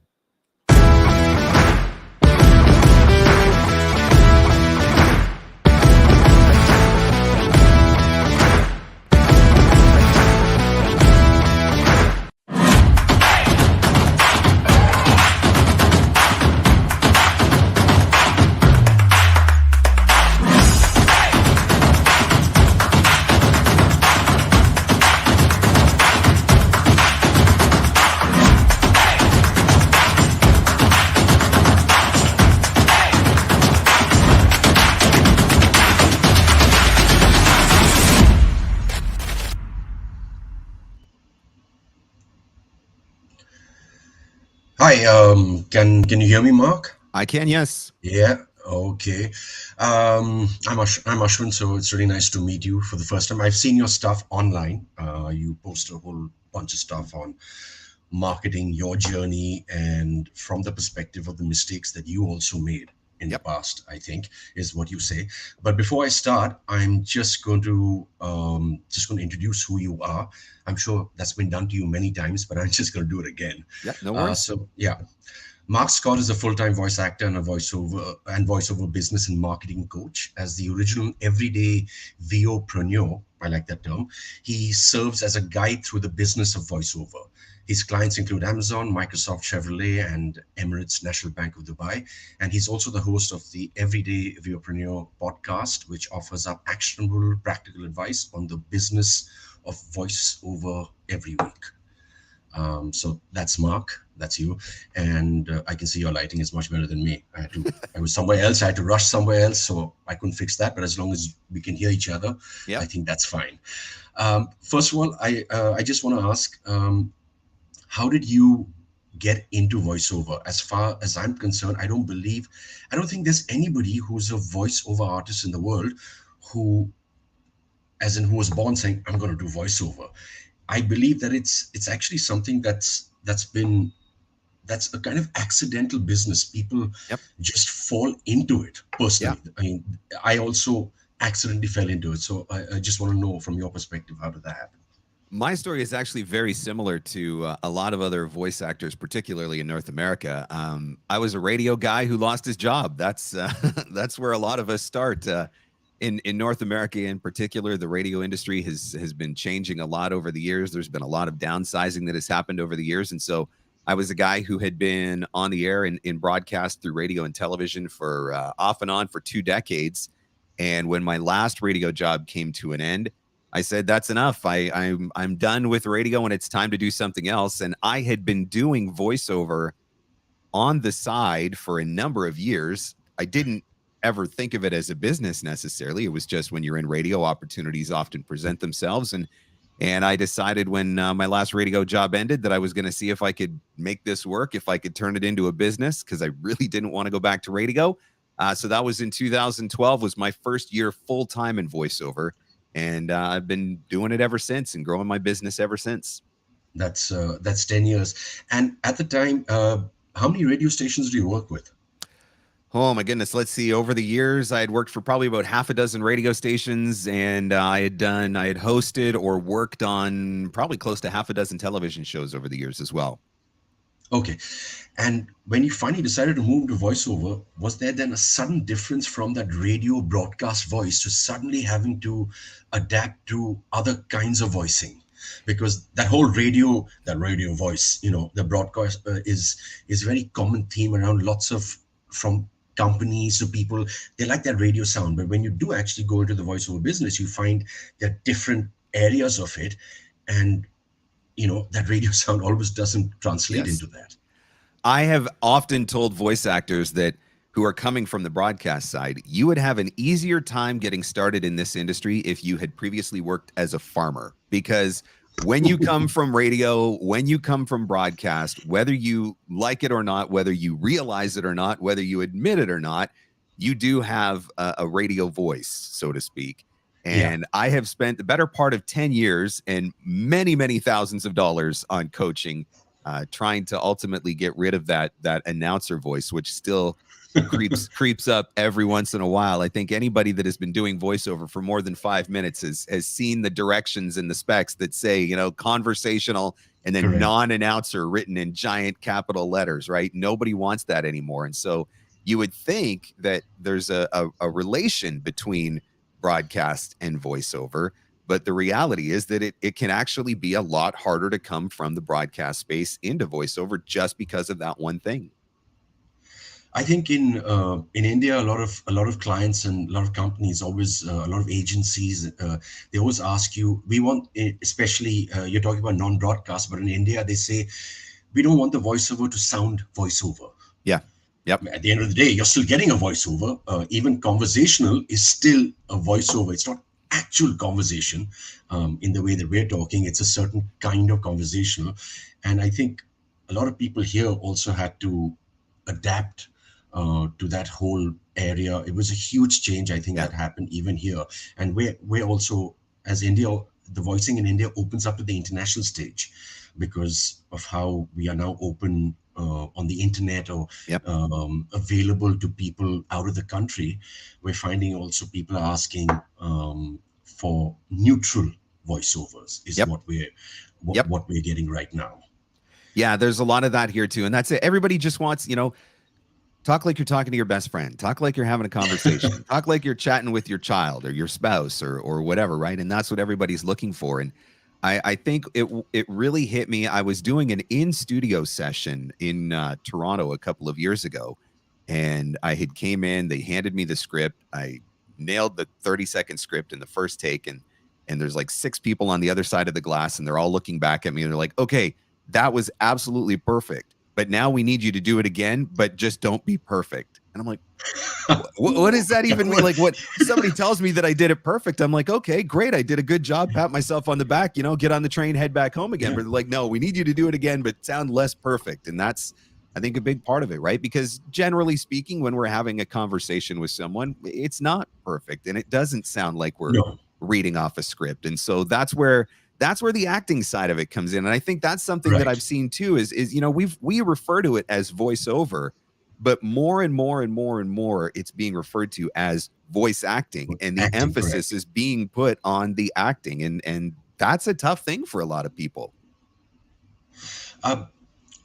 With regards to this, I went to drama school in London actually, and when I'd come back out here, I accidentally felt I shot an ad for someone. The director asked me, he said, "Hey, you got a nice voice." He said, "You want to try the voiceover?" And I did. It was really I'd never understood what it was going to be like in front of a mic when they said go cross and there's a pop and there's a click, and I'm like, I don't know what you're saying. Yep. And it was through that I started off. But I think my going to drama school over the years has really helped me in the voice business, which also led me to dubbing and other areas, but it allowed me to understand direction. And you have a home studio, obviously. I'm guessing that's what you built up over the years, and that's what you're able to deliver from. And I guess for many times, I know you have Source Connect, which is a big thing abroad, and people are just learning about it in India now, which is to do live sessions. But you must have also learned to understand and take direction when people just ask for the audio file to be sent. Yeah, self-direction is a huge part of this because, I mean, for me, especially since the pandemic hit in 2020, like I have not been in a studio outside of my home since 2019. And so everything that I'm doing now is at home, and everything for the most part is self-directed. Yeah, every once in a while you get to do those directed sessions, but generally speaking, the audition portion is self-directed. And so you do have to be able to really start to get inside the head of producers and casting directors and be able to interpret, although that is a challenge in and of itself, because I always say, if you ask 100 people to give you their definition of conversational, you're going to get 100 different definitions. And if you ask somebody to give you 100 people to give you a definition of non-announcer, you're going to get 100 different definitions of non-announcer. And so I think the big thing for me was just learning what my signature voice was, and then just giving my best interpretation. And I mean, rule number one of voiceover when it comes to audition is send it and forget it, because otherwise you'll make yourself crazy. I think every one of us, if you've been in the industry long enough, at some point you will have recorded an audition and you will have walked out of the booth and thought, I nailed it. I absolutely nailed it. That is 100% what they're looking. And you've already, in your mind, you've already started figuring out how you're going to spend the money when the check comes. And then 2 months later, you hear the finished product that they hired somebody else for, and it's like a totally different direction from what you thought was exactly what the person was looking for. And that's the problem, right? It's all subjective. And so the best thing you can do is give it your best shot, of authentic to you and to your voice, and then you send it and forget it. So I'll give you some context. It's very different here in India, actually. And I mean, you may be interested, and you can also give your advice or perspective on it. Before the pandemic, it was pretty much all studio work, as an in-studio. Home studios, I mean, very few people. Darrpan, who's organizing the festival, has had his home studio for a while. I've also recorded in his studio many years ago, and I mean, a couple of times. But and just 2 or 3 other voice artists in India had home studios, in a booth or anything that was close to that. And then the pandemic hit, and all those studios shut. I mean, I went from 100 to 0. You know, there were bookings for me. You did big brands. It was great. You know, life was good. And then life wasn't. And I had to suddenly sit down and think of what I could do. And I had decided to make myself a space. Didn't know how to get that booth, but I made sure the sound was good. The rest I could take care as long as the sound was good. That was and then I had to learn audio editing, because I didn't know audio editing at all. I mean, zero. And it was actually difficult. I had to go back to school, and I'm pretty sure that you must have learned the engineering part of it a while ago. Yeah, so I mean, I had the good fortune of being able to do some of that stuff in my broadcast career and learning how to do some of the basics of that. And so I was in a position where I could do that, but it's still, I mean, there's still voice actors every day that are having to learn, how do I set up my home studio? You know, what equipment do I need? How do I edit? You know, fortunately in North America, we've got some amazing coaches and teachers that create classes that help voice actors learn how to do that stuff. And you know, I've worked with coaches in the past to help me to tweak my setup and make things a little bit better. But I mean, so for me, I've had a home studio since probably the early 2000s, and I was recording television shows. Like I was recording the voiceover for television shows that I hosted from my home studio. And so here it was, you go into major centers, you go into Toronto in Canada, you go into New York or Chicago or LA in the United States, and a lot of voice actors there did not have home studios, and everything was done in a studio. And Right. then when the pandemic hit, you've got agents that are going out and buying microphones and interfaces and sending them to their talent to be able to keep projects going and keep projects happening. And so there has been a shift. And like for me, any of the national based, like Canada wide stuff that I have the opportunity to audition for, most of that comes from an agent in Toronto, which is obviously the big city here in Canada. And pre-COVID, I used to have to go into the city to audition for a lot of that. And honestly, if anything, good, so to speak, has come from the pandemic, it's the fact that now a lot of these production houses and casting directors have accepted that, okay, voice actors do have home studios. Their home studios do sound good. They are able to do this stuff from home. And so it's actually saved me a lot of time now, because all of those auditions that I used to have to go into the city for, and that would take an entire day out of my schedule, now I get to do all of that stuff from home. And it is so much more convenient, but you do have to know what you're doing in order to be able to do that and do it well. So you said that agents actually just sent interfaces and mics to voice actors, but some of these voice actors wouldn't have known what to do with that. I mean, the first time I got the interface and the mic, it took me a long time to figure out. What do I do with this? Yeah. What do I do? And then of course I bought another 2 interfaces since then and leveled up, but it's not something that happens like magic. Yeah, and that's the thing, and that's the early stages of 2020. It was chaos for a lot of the industry over here, because of the fact that particularly large national projects and broadcast projects, promo, TV narration, things of that nature that had traditionally happened in the studio, they had to figure out a new way to do it. And so there was a massive learning curve that had to be overcome in a very short period of time in order to keep things moving. And that was an advantage for guys like me who had a home studio and had been doing it for a long time, because I live in a smaller town. And so, going into the studio wasn't something that I had to do a whole lot. So now it's a very different world. I mean, you mentioned about, the internet has opened up, right? There's no more borders anymore, right? No. I tell voice actors all the time from a marketing perspective that your target market for voiceover work is anywhere in the world where your language is spoken. There are no more borders. There are no more restrictions on anything like that. I work with clients around the globe on a regular basis, and I'm able to do that because I have my home studio and because of tools like Source Connect, or doing directed sessions via Zoom or Skype or things of that nature. And so, I mean, for me, that's been a huge blessing to be able to do that, because it's opened me up to so many more possibilities. Possibilities around I guess initially it was within North America. Then over a period of time, as you marketed yourself, there were people who got in touch with you slowly from around the world. Would that be correct? Yeah, primarily. I mean, it started out that I was mostly working with contacts that I had developed over my career in broadcasting. And then when I started to figure out, hey, there's something here, I think the first place that I really started looking for opportunities was an online casting site. Many people will be familiar with the site voice123.com. Correct. And that site's been around for, 20 years probably.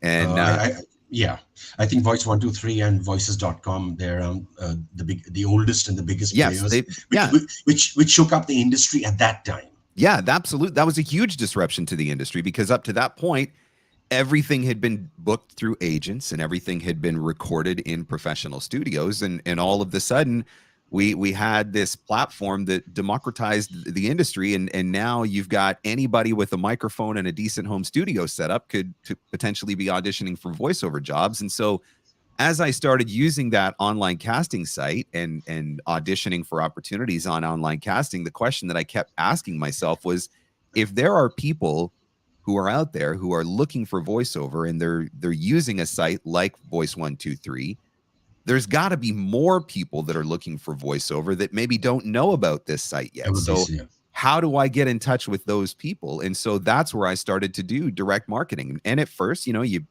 draw a circle on the map and you just start kind of working around your local area and some of the bigger cities around you or whatever. But there came a point where I started marketing across Canada. Then I started marketing across the United States. And then I was like, you know what, there's got to be some opportunities in Europe, or there's got to be some opportunities in the Middle East, or opportunities in Australia or New Zealand. And that was where the whole, literally anywhere in the world where my language is spoken is a potential opportunity for me to find voiceover work now.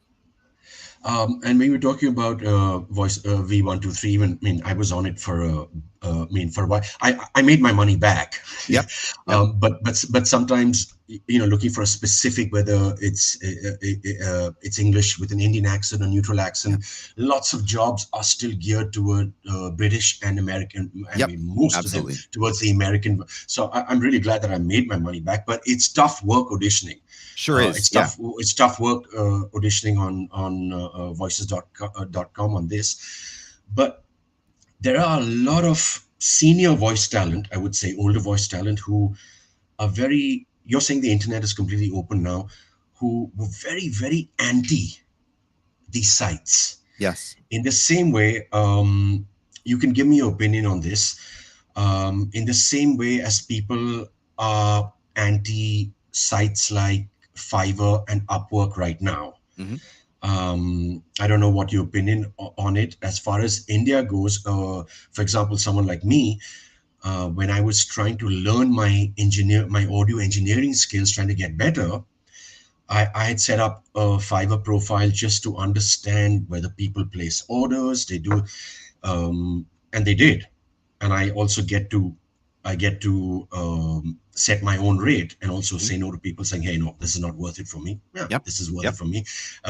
Actually, for someone like me, an e-learning job in Fiverr, I get more there than I get for an e-learning job in India. Yep.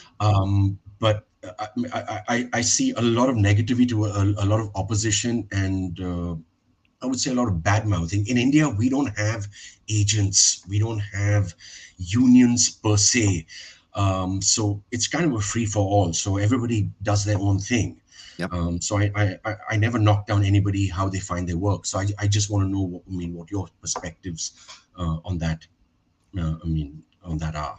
I think the industry here has gone through several major disruptions, and I think online casting was the first disruption, and we talked about it a minute ago, right? So once upon a time, all the jobs filtered through agents, and all of the jobs were recorded in a professional studio, and that's the way that the industry worked. And at that point in time, most of the work was also probably union-based.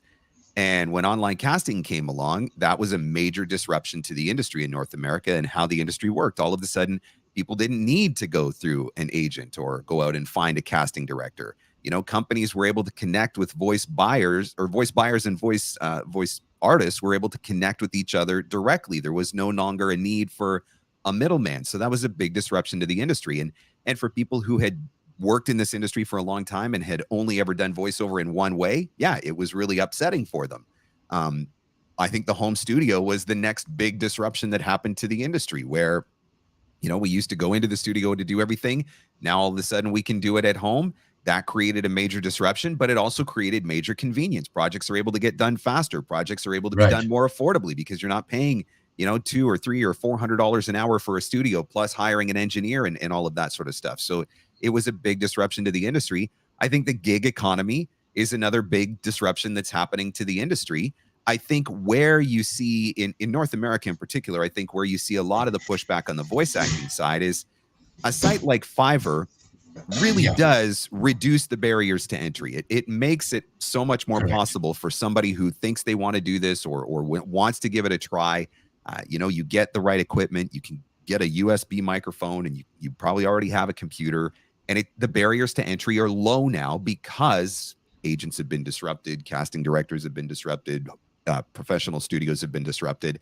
The challenge is we have to be careful that we don't, I guess, make ourselves extinct by fair market value. So, let's say a project that traditionally has always been worth $500. And now you've got somebody who's able to set up their home studio and plug in their microphone, and they're able to do that project for $25. That's where you get the pushback. Mostly in North America, that's where you get the pushback, is because we don't want to devalue ourselves and we don't want to devalue our industry. I think it's great that there are so many different ways for voice actors to create opportunities for themselves. If you want to do online casting, do online casting. If you want to stay traditional and join the union and have several different agents and go around to studios and only focus on high-end work, then great. That's your option as well. If you want to do direct marketing and you want to email clients and use tools like social media, like LinkedIn to make connections and develop relationships and build your client base that way, great. If you want to take advantage of freelance platforms like an Upwork or a Freelancer or a Fiverr for that gig economy, great. My big thing is just don't devalue yourself, don't devalue your work, and don't devalue your industry. Because at the end of the day, look, we've all still got a mortgage to pay or rent to pay. We've got families to feed. We've got electric bills and internet bills. And, it costs money to buy equipment and it costs money to run a business. And if you drive the rates down so low, then it gets to a point where it's no longer sustainable for any of us. Sure. And then that's where I think the next big disruption is going to come, which is going to be in the form of AI. Yes, that's it. So, like I said, in India, I mean, of course, when I'm in touch with some of the international voice client online on Facebook, on some of the groups, and somebody says, "Hey, a client has asked for this. What should I quote?" And everybody says, "Yeah, just check out, GVAA or Gravy for the Brain." Those rates don't kind of match in India, though. No, not at all. Yep. And I mean, that's really, it really sucks sometimes. I've done a couple of jobs for a couple of sites abroad. And for an Indian client, it's like 50% less than for an international one. When I know that some of the others are getting that much more. How do we deal with this when you talk about pricing and fare structure and things like that? Because, $1 for us is a lot more than $1 for you. Yep.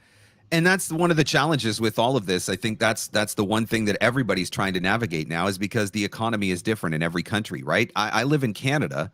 I do a lot of work. The bulk of my work comes from the United States, but the United States, Canada's economy is about 10% of the economy in the United States. And so the rates from the United States to Canada are hugely different. And that's just because the economy is hugely different. And so the GVAA rate guide, I've said this all along, and David Toback, who is the creator of the GVAA rate guide, he says it too. That rate guide is a US-based rate guide for US talent working in the US. And it's really easy even for a US-based talent to go to a country like India and say, this is the GVAA rate guide, but it doesn't matter because the Indian economy is different from the United States economy, just like the rate won't fly in certain European countries, or you can't take that rate guide and apply it to New Zealand, for example. And so one of the things that I do tell voice actors, if you're going to make the choice to work internationally, because it can open you up to so many more opportunities, you just have to be aware that some countries, the rates are going to be very close to what you would get in North America. Some countries, the rates are going to be very far from what you would get in North America. And that's where we all have the choice. The VOpreneur is the phrase that I have coined as a VOpreneur. I love it. Yeah. So. You get to choose who you want to work with and where you want to work. And so that's one of the things that we all have to be aware of. I mean, I'm not shy about the fact that as a Canadian, I focus a lot of my marketing efforts in the United States because the rates are better in the United States. And so why would I want to work in my own Canadian market exclusively? And I do work in this market, but if I have the opportunity to get better rates and earn more working in another country, why wouldn't I at that point, right? I mean, I did a job for an event opening in Barcelona through a site called Voice Booking, which is in the Netherlands, I think. Here. Okay. And it was just 1 minute 30 seconds, and it paid me a lot more than what I would get for that 1 minute 30 seconds in India. And sometimes they send you an email saying, "Hey, it's a year buyout.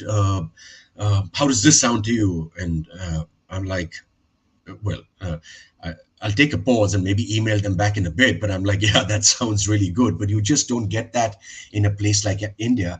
And I just want to come to the point, because you're a marketing coach as well for voiceover. And I've heard a bunch of other marketing coaches, listen to what they say in the United States, because that's a big thing out there. And a lot of them also say, well, it doesn't matter whether you have the best voice in the world. If you don't know how to market yourself, it means jack shit, if I can just say that. Yep. No, that's a pretty fair assessment. Which I'm kind of learning that, and I'm trying to also build myself up, and it's taking time. But I realize I may be talented than 100 people out there, but 99 of them may be making more than me because they know how to push their business. Yep. I have said many, many times that I am absolutely not the best voice actor, not even close to being the best voice actor, but I know how to market myself. I know how to get myself in front of people. And the more people that I get in front of, I mean, it's the law of averages, right? The more people that I get in front of, ultimately, I'm going to find people who are going to want to hire me, because a lot of times people aren't looking for the best voice or a particular voice. They're just looking for somebody who can get their project done, maybe who can get it done quickly, maybe who can get it done for the budget, and a lot of places, casting directors don't mind going through a casting call, but Bob's Furniture Store, who needs a commercial to be on, the local TV station, he doesn't want to listen to 300 auditions from other voice actors. He just wants one that's good enough that he can put it on the air. And so if I can connect with enough of those people, I'm going to create opportunities for myself, because it just makes it easier, right? We're removing barriers at that point. So how do you connect with someone like Bob? I mean, you don't have to tell me how you really connect, but how do you start by connecting, Bob, the furniture guy down the street? I think he's literally down the street. So how do you do that? Yeah. I think there's a couple of different ways that you can do marketing. And I think that's one of the beautiful things about marketing is there's no one right way. And so I'm a huge fan of email marketing. And that is just a simple matter of, I will go out, I will find email addresses for these individuals, whoever they are. It's Bob, it's the local production company, whatever. I find an email address, I send them an email, I introduce myself, I try to determine whether or not there might be an opportunity for us to collaborate.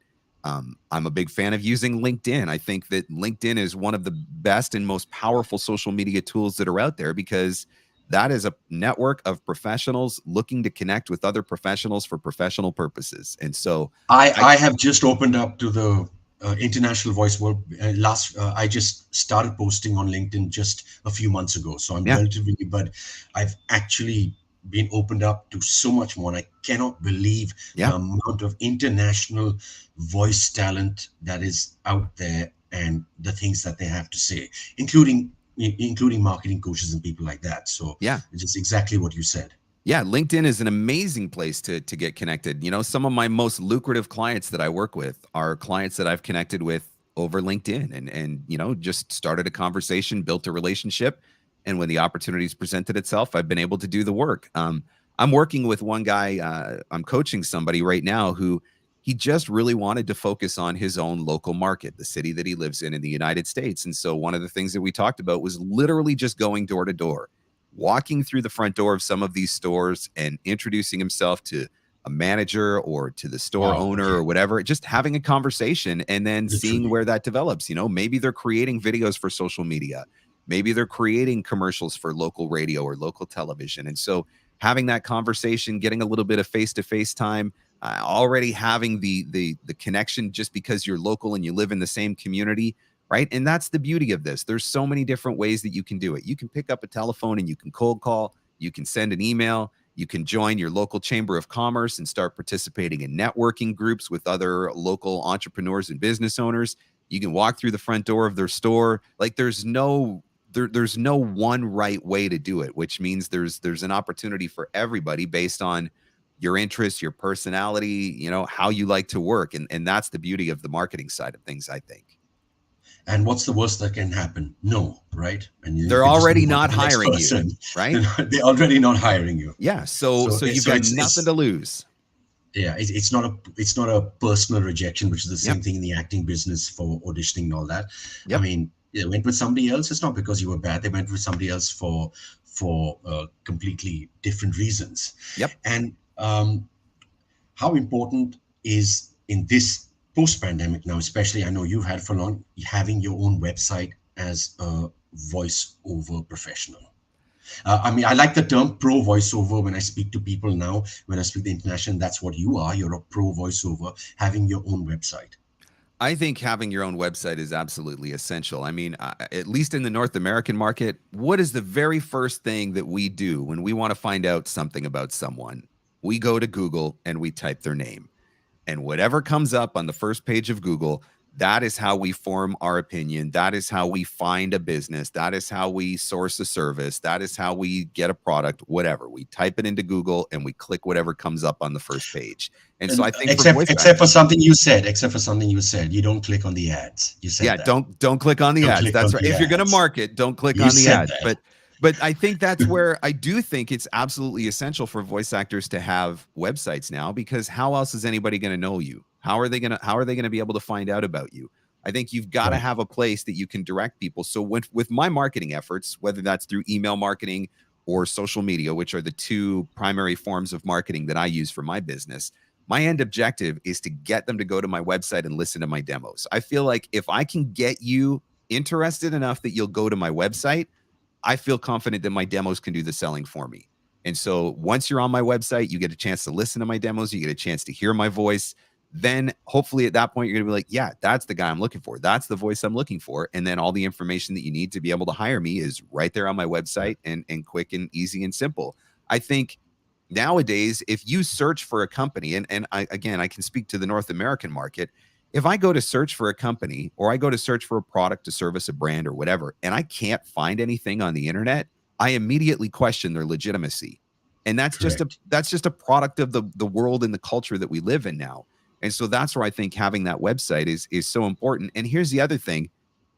Odds are, even in India, again, maybe not, but you can answer this, but odds are there are a percentage of the voice actors, at least, that do have a website. And so that's your competition, right? That's your competition. So if you can't be found and they can be found, you're already behind the 8 ball, so to speak, because now these other voice actors that do have websites, they're the first ones that are going to get contacted every single time. Because they come up like anything on the internet. You have to come up on the first page. Yep. You got to come. Whether you're on a P2P site, whether you're on one of the gig sites, you got to be found on the first page. Otherwise, well, they're going to go to someone else. And how much time do you spend how much time do you spend in the day or in the week marketing yourself in a percentage of voiceover and actual marketing? I think the reality is that so much of what we're doing is marketing. And so every time I share something on Instagram, that's a form of marketing. That's a marketing. Every time I share a new post on LinkedIn that's putting me in front of people, that's a form of marketing. Sitting here with you right now, having this conversation and being a part of this amazing conference, this is a form of marketing for me for my coaching service.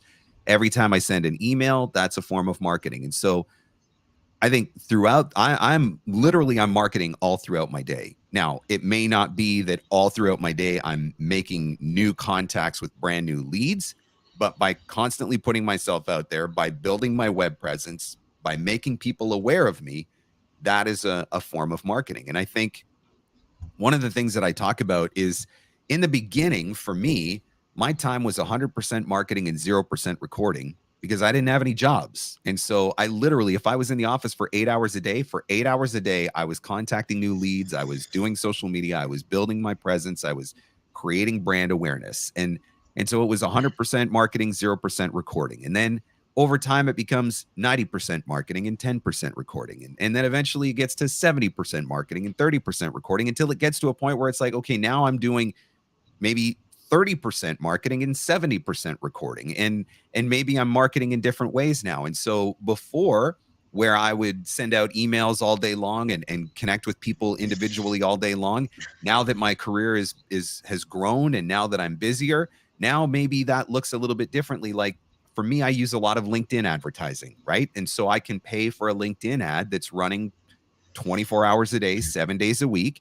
And that becomes a form of marketing and new lead generation for me that frees up my time to spend more time in the booth working on projects. And so I think the bottom line is you've always got to be filling the pipeline. That's the rule. And so the pipeline is just bringing new leads into the mix, because again, if you get enough new leads into the mix, that's where the projects, the opportunities, the auditions are ultimately going to come from.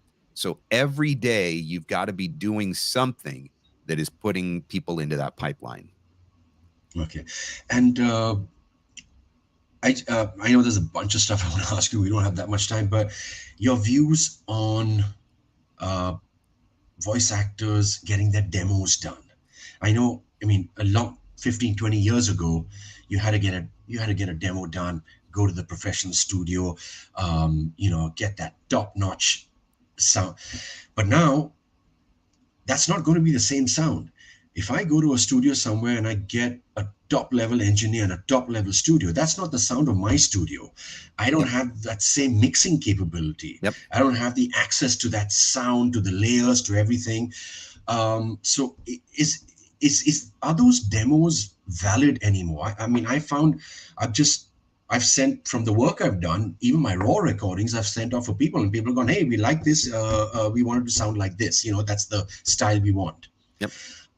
So I just wanted to ask you what you thought about that, because there's a lot of money that goes into demo production, and there are a lot of voice actors who spend a lot of money on that, and sometimes there's absolutely no returns.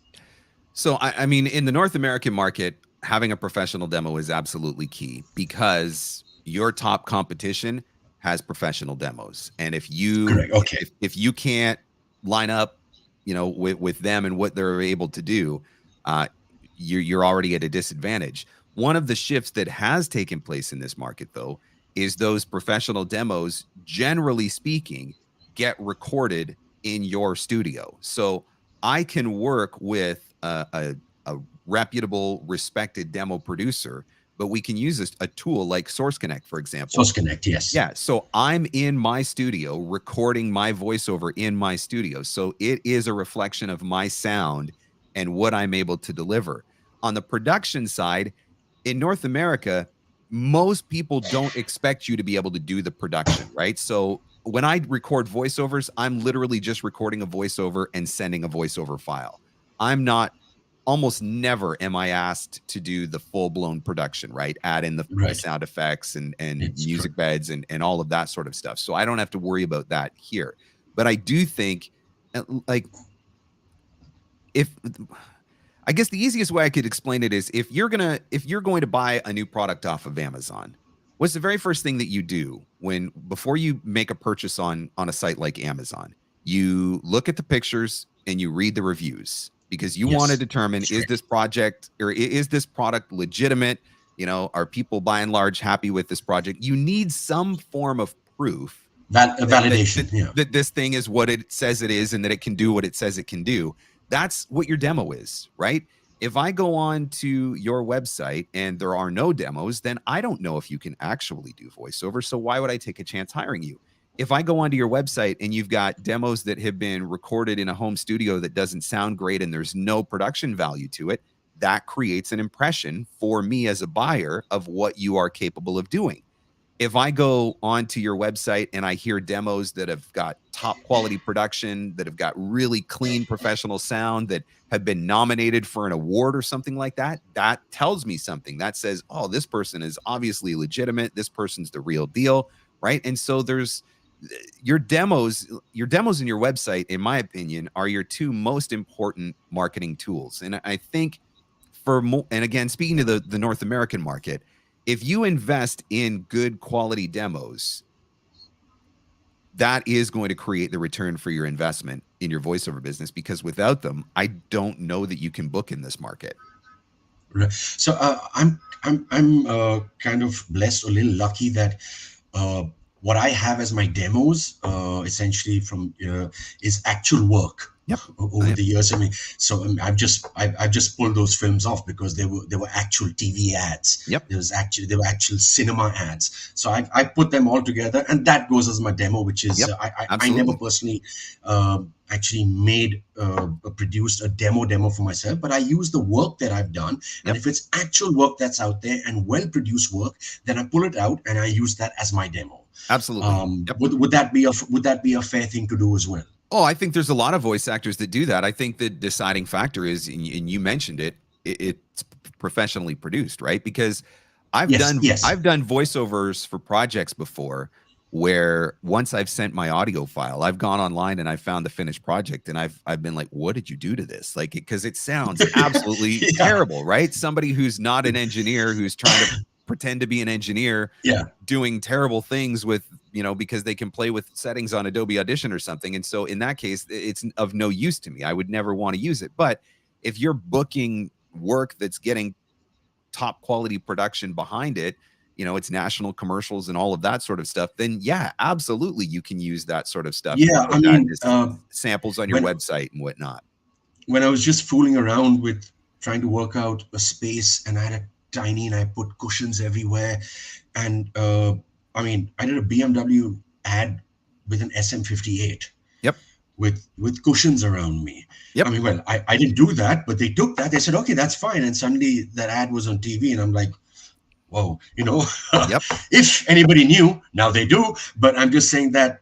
So it's amazing what an engineer can do with your voice. One of the things that I love joking about is in voice actors, and again, speaking to the North American market, we love our studios, right? And we spend a crap ton of money on our studios here, right? You go out and you buy a $15,000. You spend $15,000 on a Whisper Room or Studio Bricks. Yep. Bricks. You spend $5,000 on a Neumann U87, right? And before long, you've got $35,000 wrapped up in your home studio. But then you go to a conference on a weekend, you go to VO Atlanta, you go to, India Voice Fest. And what do? We put an ironing board on the desk. We throw the bed sheet over it. We tuck some pillows in, and we all post pictures of ourselves recording voiceovers in our hotel rooms. And so I always think hilarious. I've done that. I've done that many. Yeah. I have a separate setup for traveling, and I've had to deliver stuff while going, and it's been really difficult. But but you do it, and it sounds good enough. I manage it. It's yeah. No, and that there's something really cool about being able to do that as well. Mm-hmm. There's a guy. I mean, I follow on LinkedIn as well.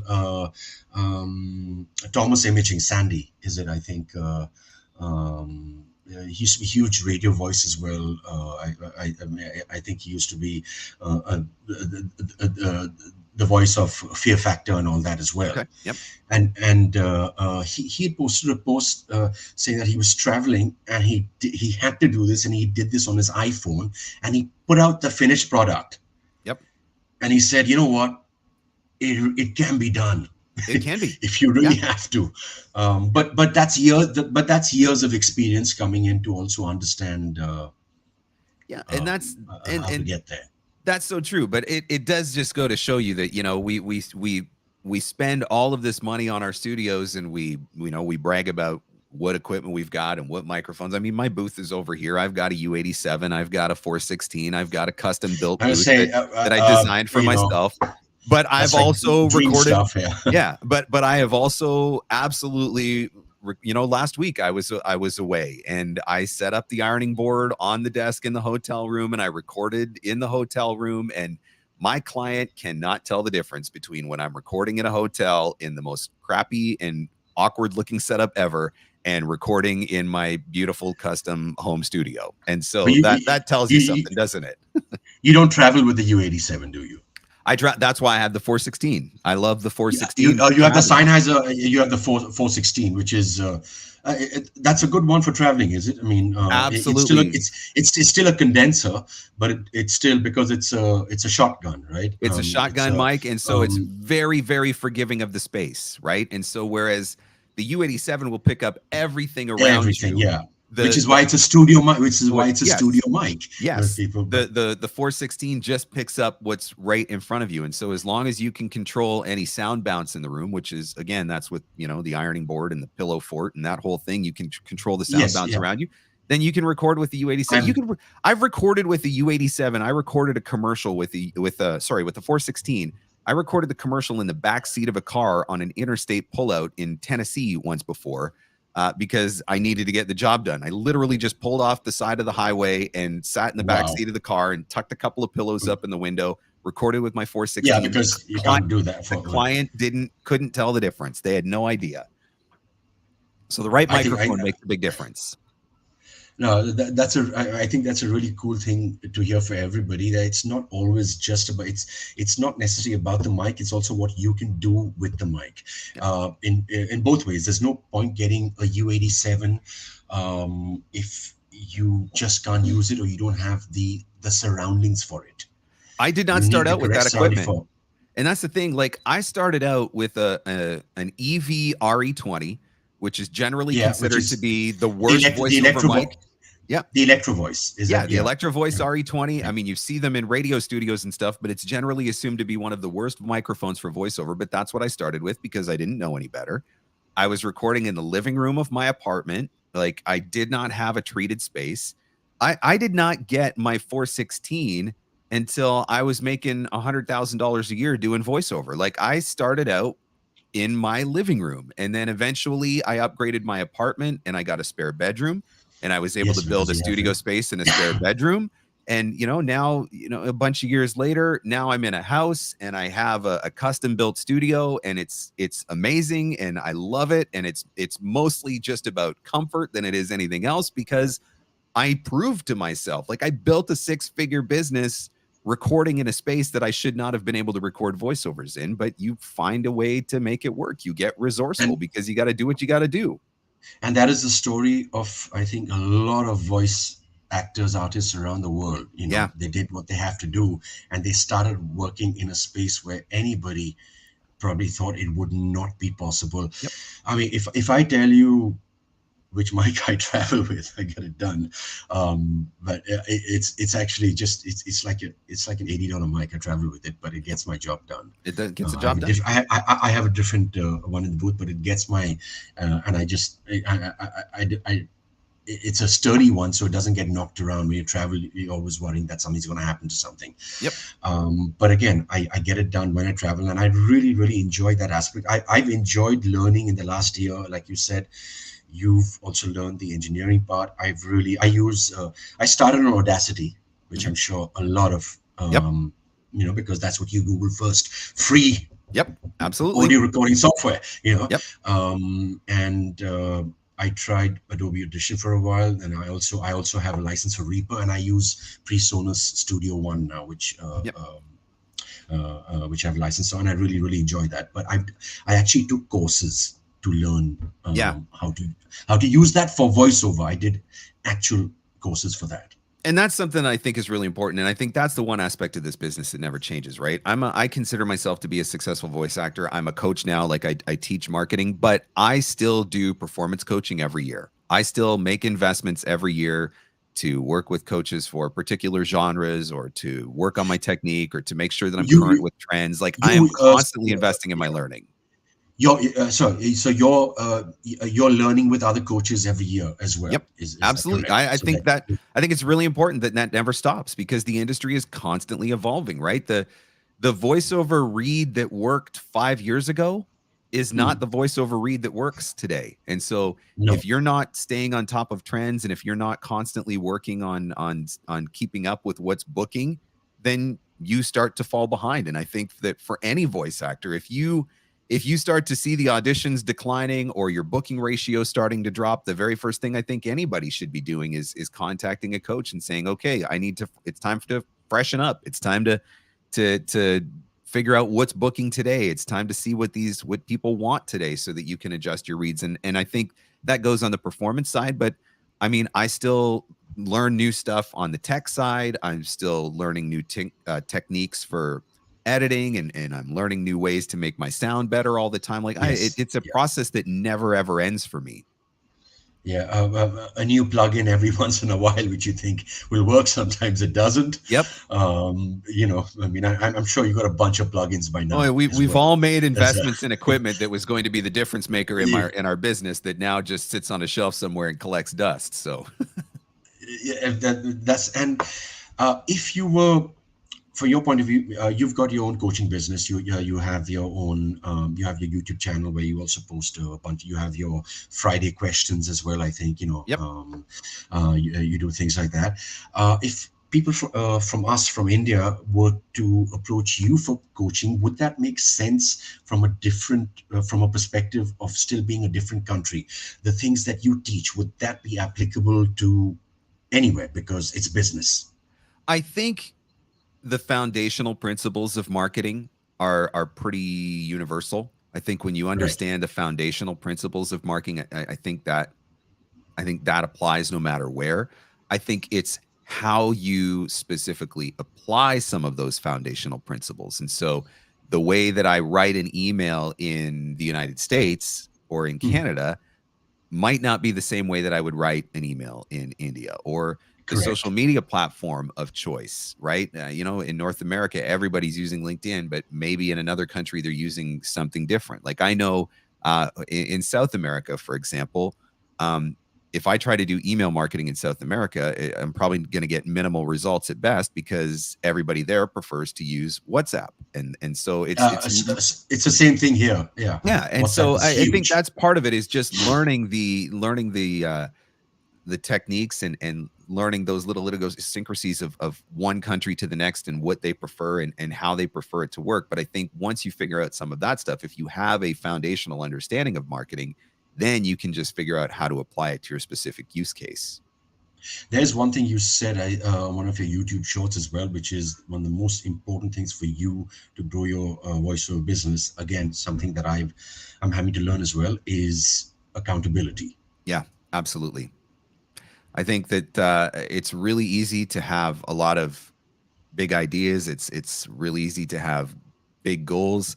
It's really easy to have good intentions. Many of us have the best intentions of all of the things that we're going to do.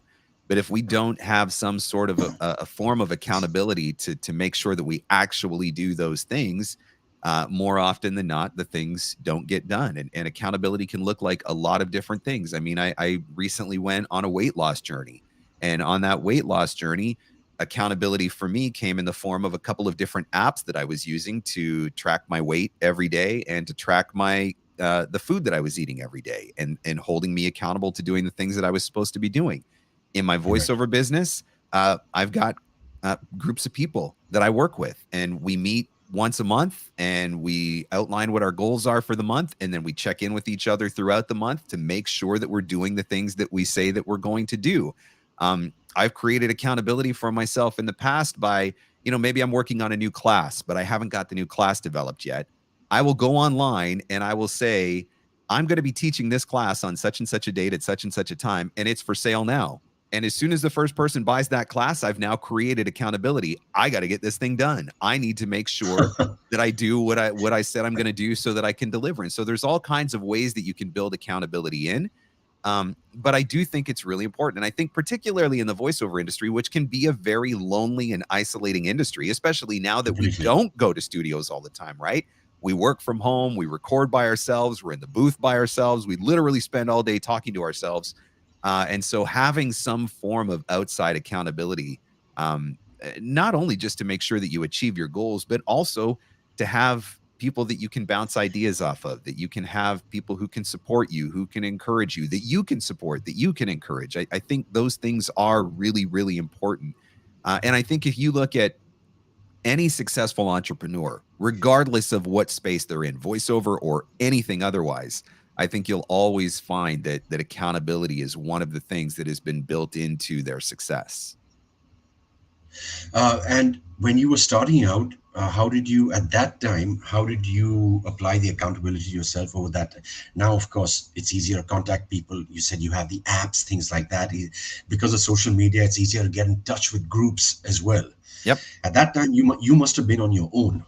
Yeah, in the beginning I was, and I these are lessons that I've learned along the way, and I guess that's the advantage of hindsight, right? I've been doing voiceover full time for 10 years, which doesn't feel like a long time, but at the same time, it has been a long time, and the lessons that I have learned, because I never stop learning. I am constantly reading books, taking classes, and not voiceover books and classes. I'm talking business, marketing, goal setting, productivity, self-help, all of that sort of stuff. I'm just constantly learning and trying to find ways to improve as an individual and as a business owner.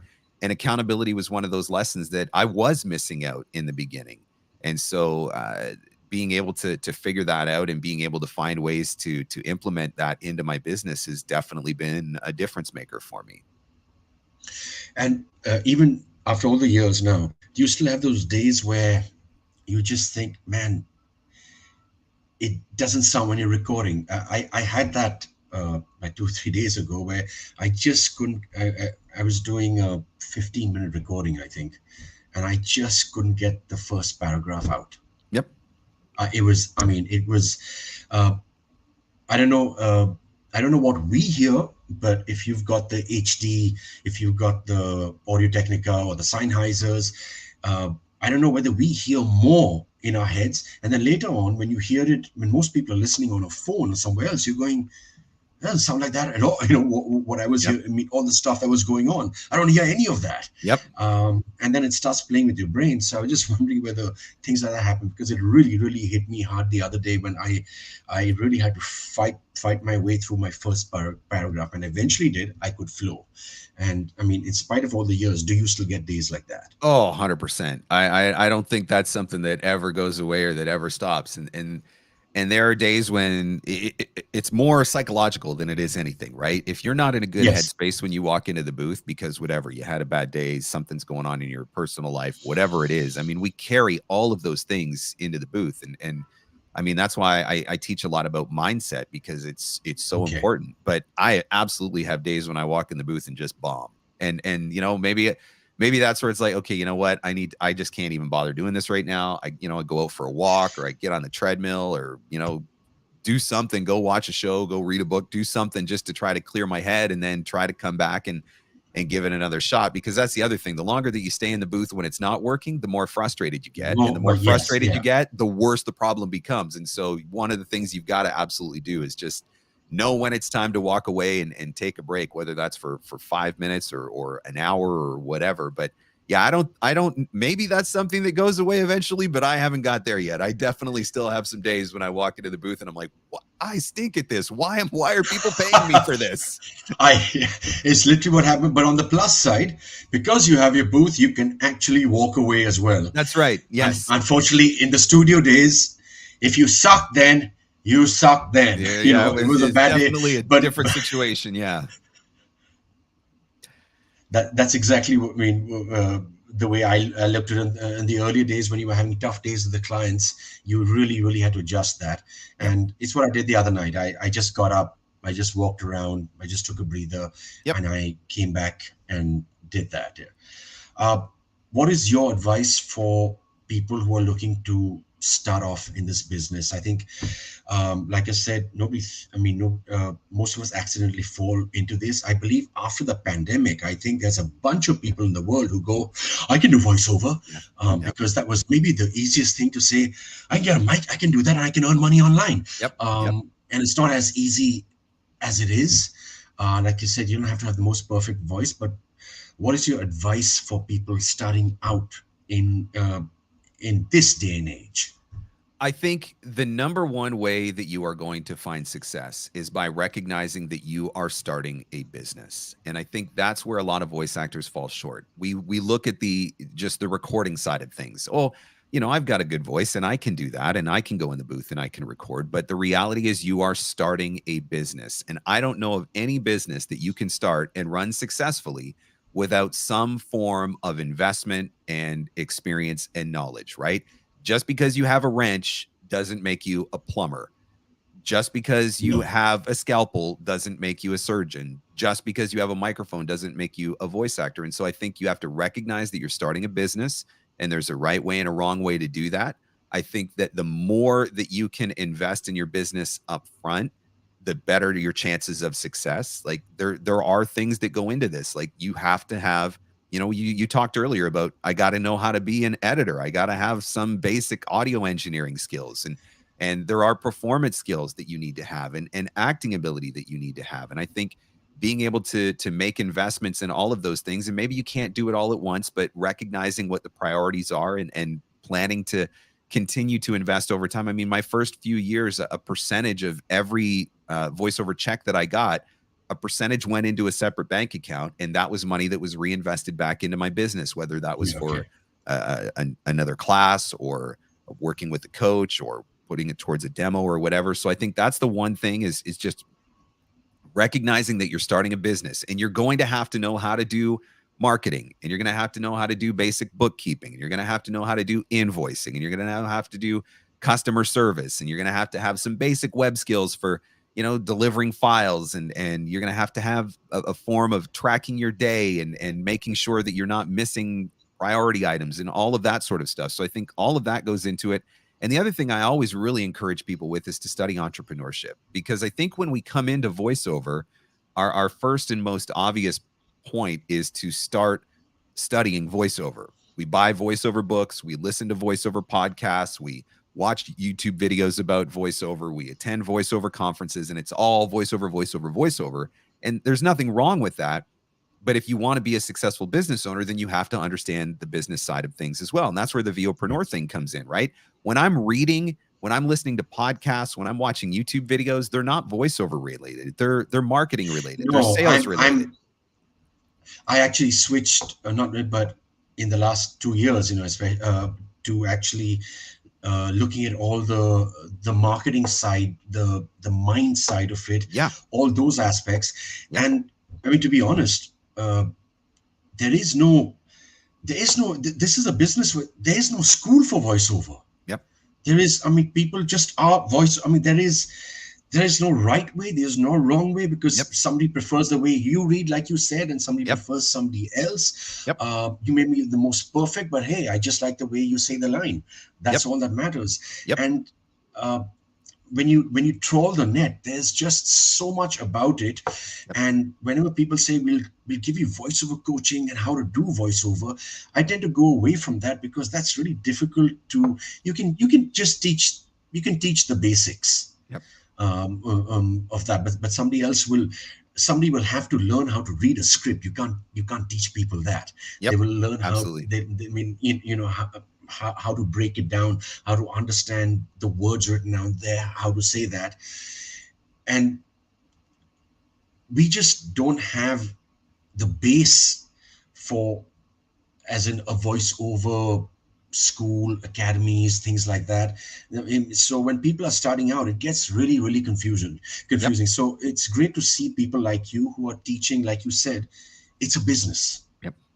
You know, I'm learning the hard way as well, but it really, really is a business, and you need people to kind of guide you through this in the same way as if you were going to business school or you were doing an MBA. I would believe that is one of the most important parts of the business now to learn in this day and age, especially when, like you said, the world is your oyster. Yep. And I think that is a huge part of it, is just recognizing that side of it. And that's one of the shifts that has taken place, right? Once upon a time, not all that long ago, if you wanted to do voiceover, you just had to get a good demo and then find a good agent, and then they took care of the rest. You were just responsible for showing up for auditions when they told you to show up for auditions. But the reality is, for most voice actors today, that is not the way the industry works anymore.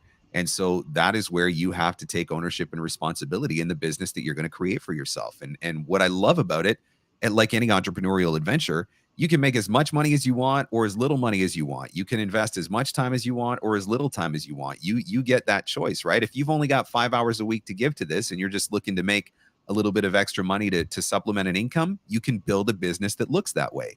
But if you want to do this full time and you want to make $250,000 a year, ultimately you can build a business that allows you the ability to do that. And that's the beauty of entrepreneurship. But in order to do that successfully in voiceover, you have to understand more than just the voiceover side of things. Yeah. I think that's what by talking to, and also for everybody listening, I think I really wanted to hear you say that to everybody, as that this is the whole other side of voicing. It's not just that. It's not just the magic mic, if you excuse the pun. It's not that there's a naked person running around, but a mic and an interface are just not going to cut the deal for you. So just before we finish, I know Darrpan is saying, Ashwin, you got to stop now. You got to stop talking. You always talk.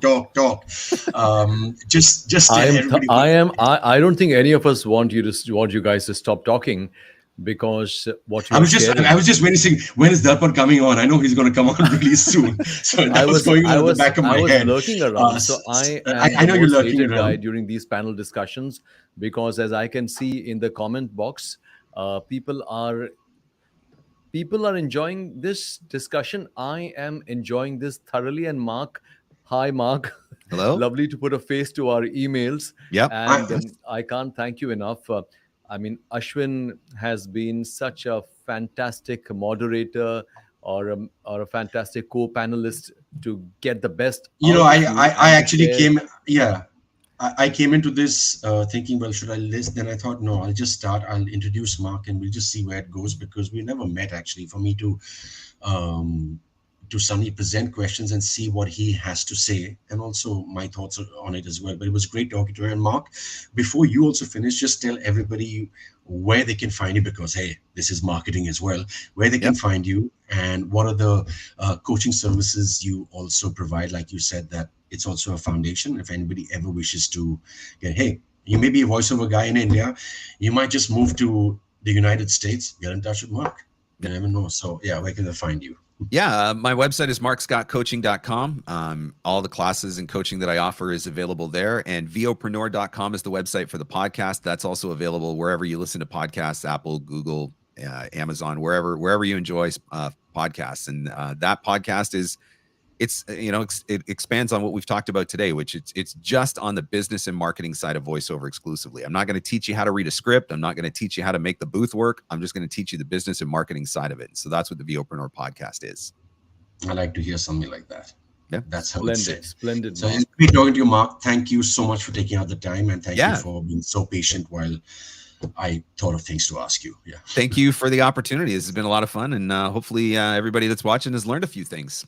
I'm sure that I have. So lovely. Mark, thank you so much for your time, and thank you especially for the very, very practical insights, for a wonderful worldview about how things happen your side of the world.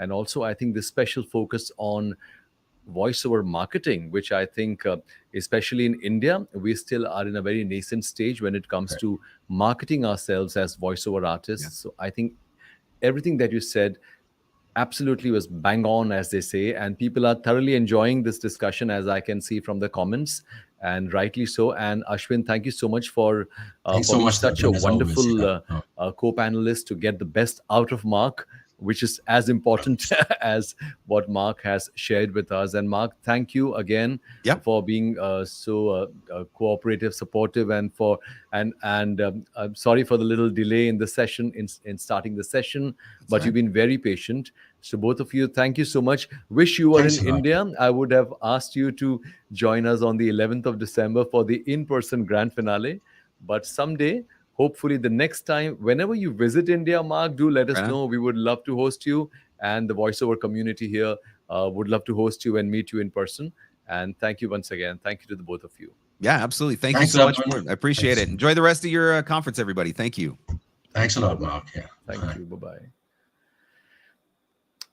Wonderful. So that was a fantastic blockbuster beginning to day one of India Voice Fest 2022, जहां आवाजें फिर मिलेंगी. हर साल जब हम India voice fest की शुरुआत करते हैं, दिसंबर में होता है, पर शुरुआत मार्च अप्रैल में हो जाती है, और भरसक मेहनत होती है, रातों की नींद उड़ती है, कमर तोड़ मेहनत होती है, दिन रात एक करते हैं. शायद कहीं ना कहीं इस एक दिन के लिए, इस एक पल के लिए, जब आप में से एक शख्स भी ये लिखता है that this session is a blessing, or what an insightful session, or thank you India Voice Fest for bringing such great voice minds together. I think उस एक पल में हमारी सारी मेहनत, हमारी कड़ी मेहनत, हमारा परिश्रम, ये सब सार्थक हो जाता है. और आई थिंक हमारी पूरी टीम उस एक पल के लिए दिन रात एक करती है, महीनों तक. So thank you everyone for being such a fantastic audience, and I'm here and I'm seeing how involved, how engaged all of you have been. So please stay with us for the next 6 days when we have these online sessions. Trust me. और ये मैं नहीं कह रहा हूँ, मुझे कई लोगों ने कहा है, आप में से कई लोगों ने कहा है कि इंडिया वॉइस फेस्ट के सेशंस जब हम देखते हैं, पुराने सेशंस, तो वो किसी भी कोर्स से ज़्यादा लर्निंग हमें उन सेशन से मिलती है. और सही है, क्योंकि इतनी गज़ब कि माइंड्स, इतना तजुर्बा, इतना एक्सपीरियंस, इतनी निश्चल और सेल्फलेस एडवाइस और सजेशंस और इंसाइट्स कहीं और नहीं मिलती. तो I think thank you all for being so wonderful and please stay with us. और कल का जो दिन है 6 दिसंबर, कल शाम को 6 बजे फिर हमारी मुलाकात होगी और कल का स्केड्यूल कुछ ही क्षणों में आपके साथ मैं शेयर करूंगा. और कल भी हमारे साथ इसी तरह जुड़िए. अपने आसपास अपने वॉइस आर्टिस्ट फ्रेंड्स को, रिलेटिव्स को, फैमिली को, सबको बताइए कि इंडिया वॉइस फेस्ट के यूट्यूब चैनल को सब्सक्राइब करें और आने वाले 6 दिनों में हमारे सारे सेशंस को लाइव एंजॉय करें. और अगर आपने अभी तक हमारे ग्रैंड फिनाले या फिर ग्रैंड फिनाले और डिनर का टिकट नहीं लिया है तो indiavoicefest.com पर tickets are still available. Just log on to the website. It's a very nominal amount. आप चाहें तो ग्रैंड फिनाले 4 बजे से 8 बजे तक एंजॉय कर सकते हैं या फिर हमारे साथ डिनर और पार्टी के लिए भी जुड़ सकते हैं. पूरी वॉइस इंडस्ट्री और बल्कि ना सिर्फ मुंबई बल्कि देश के कोने कोने से वॉइस इंडस्ट्री के चाहने वाले आ रहे हैं. I think it's going to be one big celebration. In fact, the celebrations have already begun. It has been a blessed day one of India Voice Fest 2022. जुड़े रहिए. आने वाले 6 दिन हर रोज बहुत सारी बातें होंगी, बहुत सारी चीजें सीखेंगे.